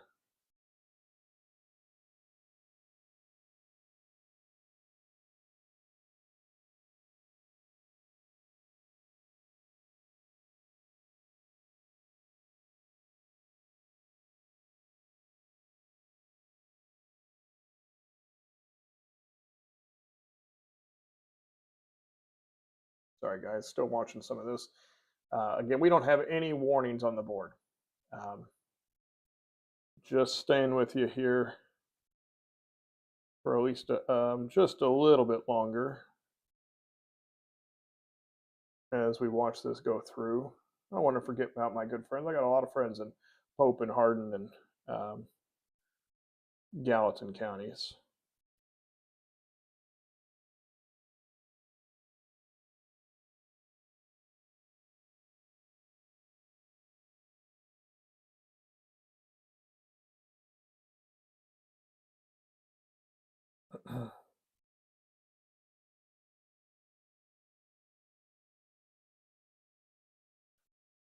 Tell you, it's it's become challenging um, when we start talking about severe weather and tracking severe weather and leading up to it. It's become challenging because we have all these tools that have come out and they're readily available, and social media kind of goes crazy with what's out there. So you kind of get wrapped up into sometimes, you know, I think there's a lot of scary posts out there, and you're trying to constantly battle what's scary and what's not. We try to really here, I'll tell you what, we try to be as realistic as possible that, hey, there's a chance that maybe there's some bad storms today, sometimes there's not. Um, but rather than scare everybody and try to get everybody panicked, we really try as hard as we can to keep it fairly level-headed for you guys, because I understand there's a lot of folks out there that that have storm anxiety, and um, you know, there's times where I won't say you get worked up, but you know, there's days where there's bigger days and there's days where it's not so bad. But it seems like today we really kind of dodged a bullet, that's for sure. So asking a question about Cypress. Yes, you're in the clear in Cypress. Yes. A little bit of hail there, southeast of south of Shawneetown on that storm as well. Probably some pea to dime-sized hail. Far southeastern corner there. Looks like maybe just to the east of Route 1. I think that's pretty close to maybe where the phone booth used to be. Maybe it's still there. It's kind of right in that area. Real close to the Hardin County line.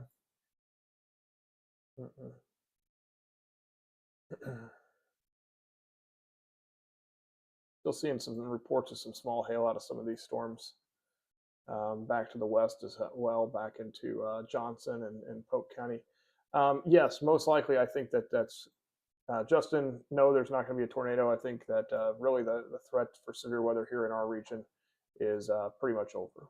Here goes an outflow boundary. Look at that right there to the south. And that means that we are probably going to kill the severe weather potential even with this, which I think is already pretty low. Yeah, Melissa, I'm still trying to fine tune that. That storm is not going to produce a tornado. I'm going to have those, I think, turned off because I think several people have been getting those. And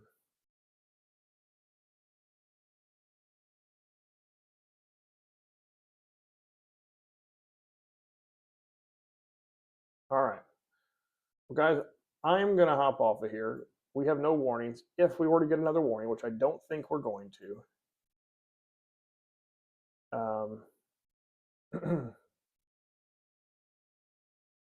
if we were going to get any warnings, I think I'd hop back on here. But right now, I think I'm going to hop off of here. I think our risk of seeing any more warnings go up. We could see another severe thunderstorm warning. Can't entirely rule it out, but I think the risk overall is very low. So I'm going to hop off of here. I appreciate all of you guys joining me tonight. Thanks for bearing with me from a hotel room. So right now, kind of going back to Mel, I think that no tornado. I'm not expecting any tornadic stuff in Metropolis anymore. So, but yes, thank you guys all, and have a great night. Get some rest, breathe a sigh of relief, and yeah, get some rest, get some sleep tonight. Again, if you missed it tomorrow, not expecting it to be a big deal. I think most of it's going to stay south of us.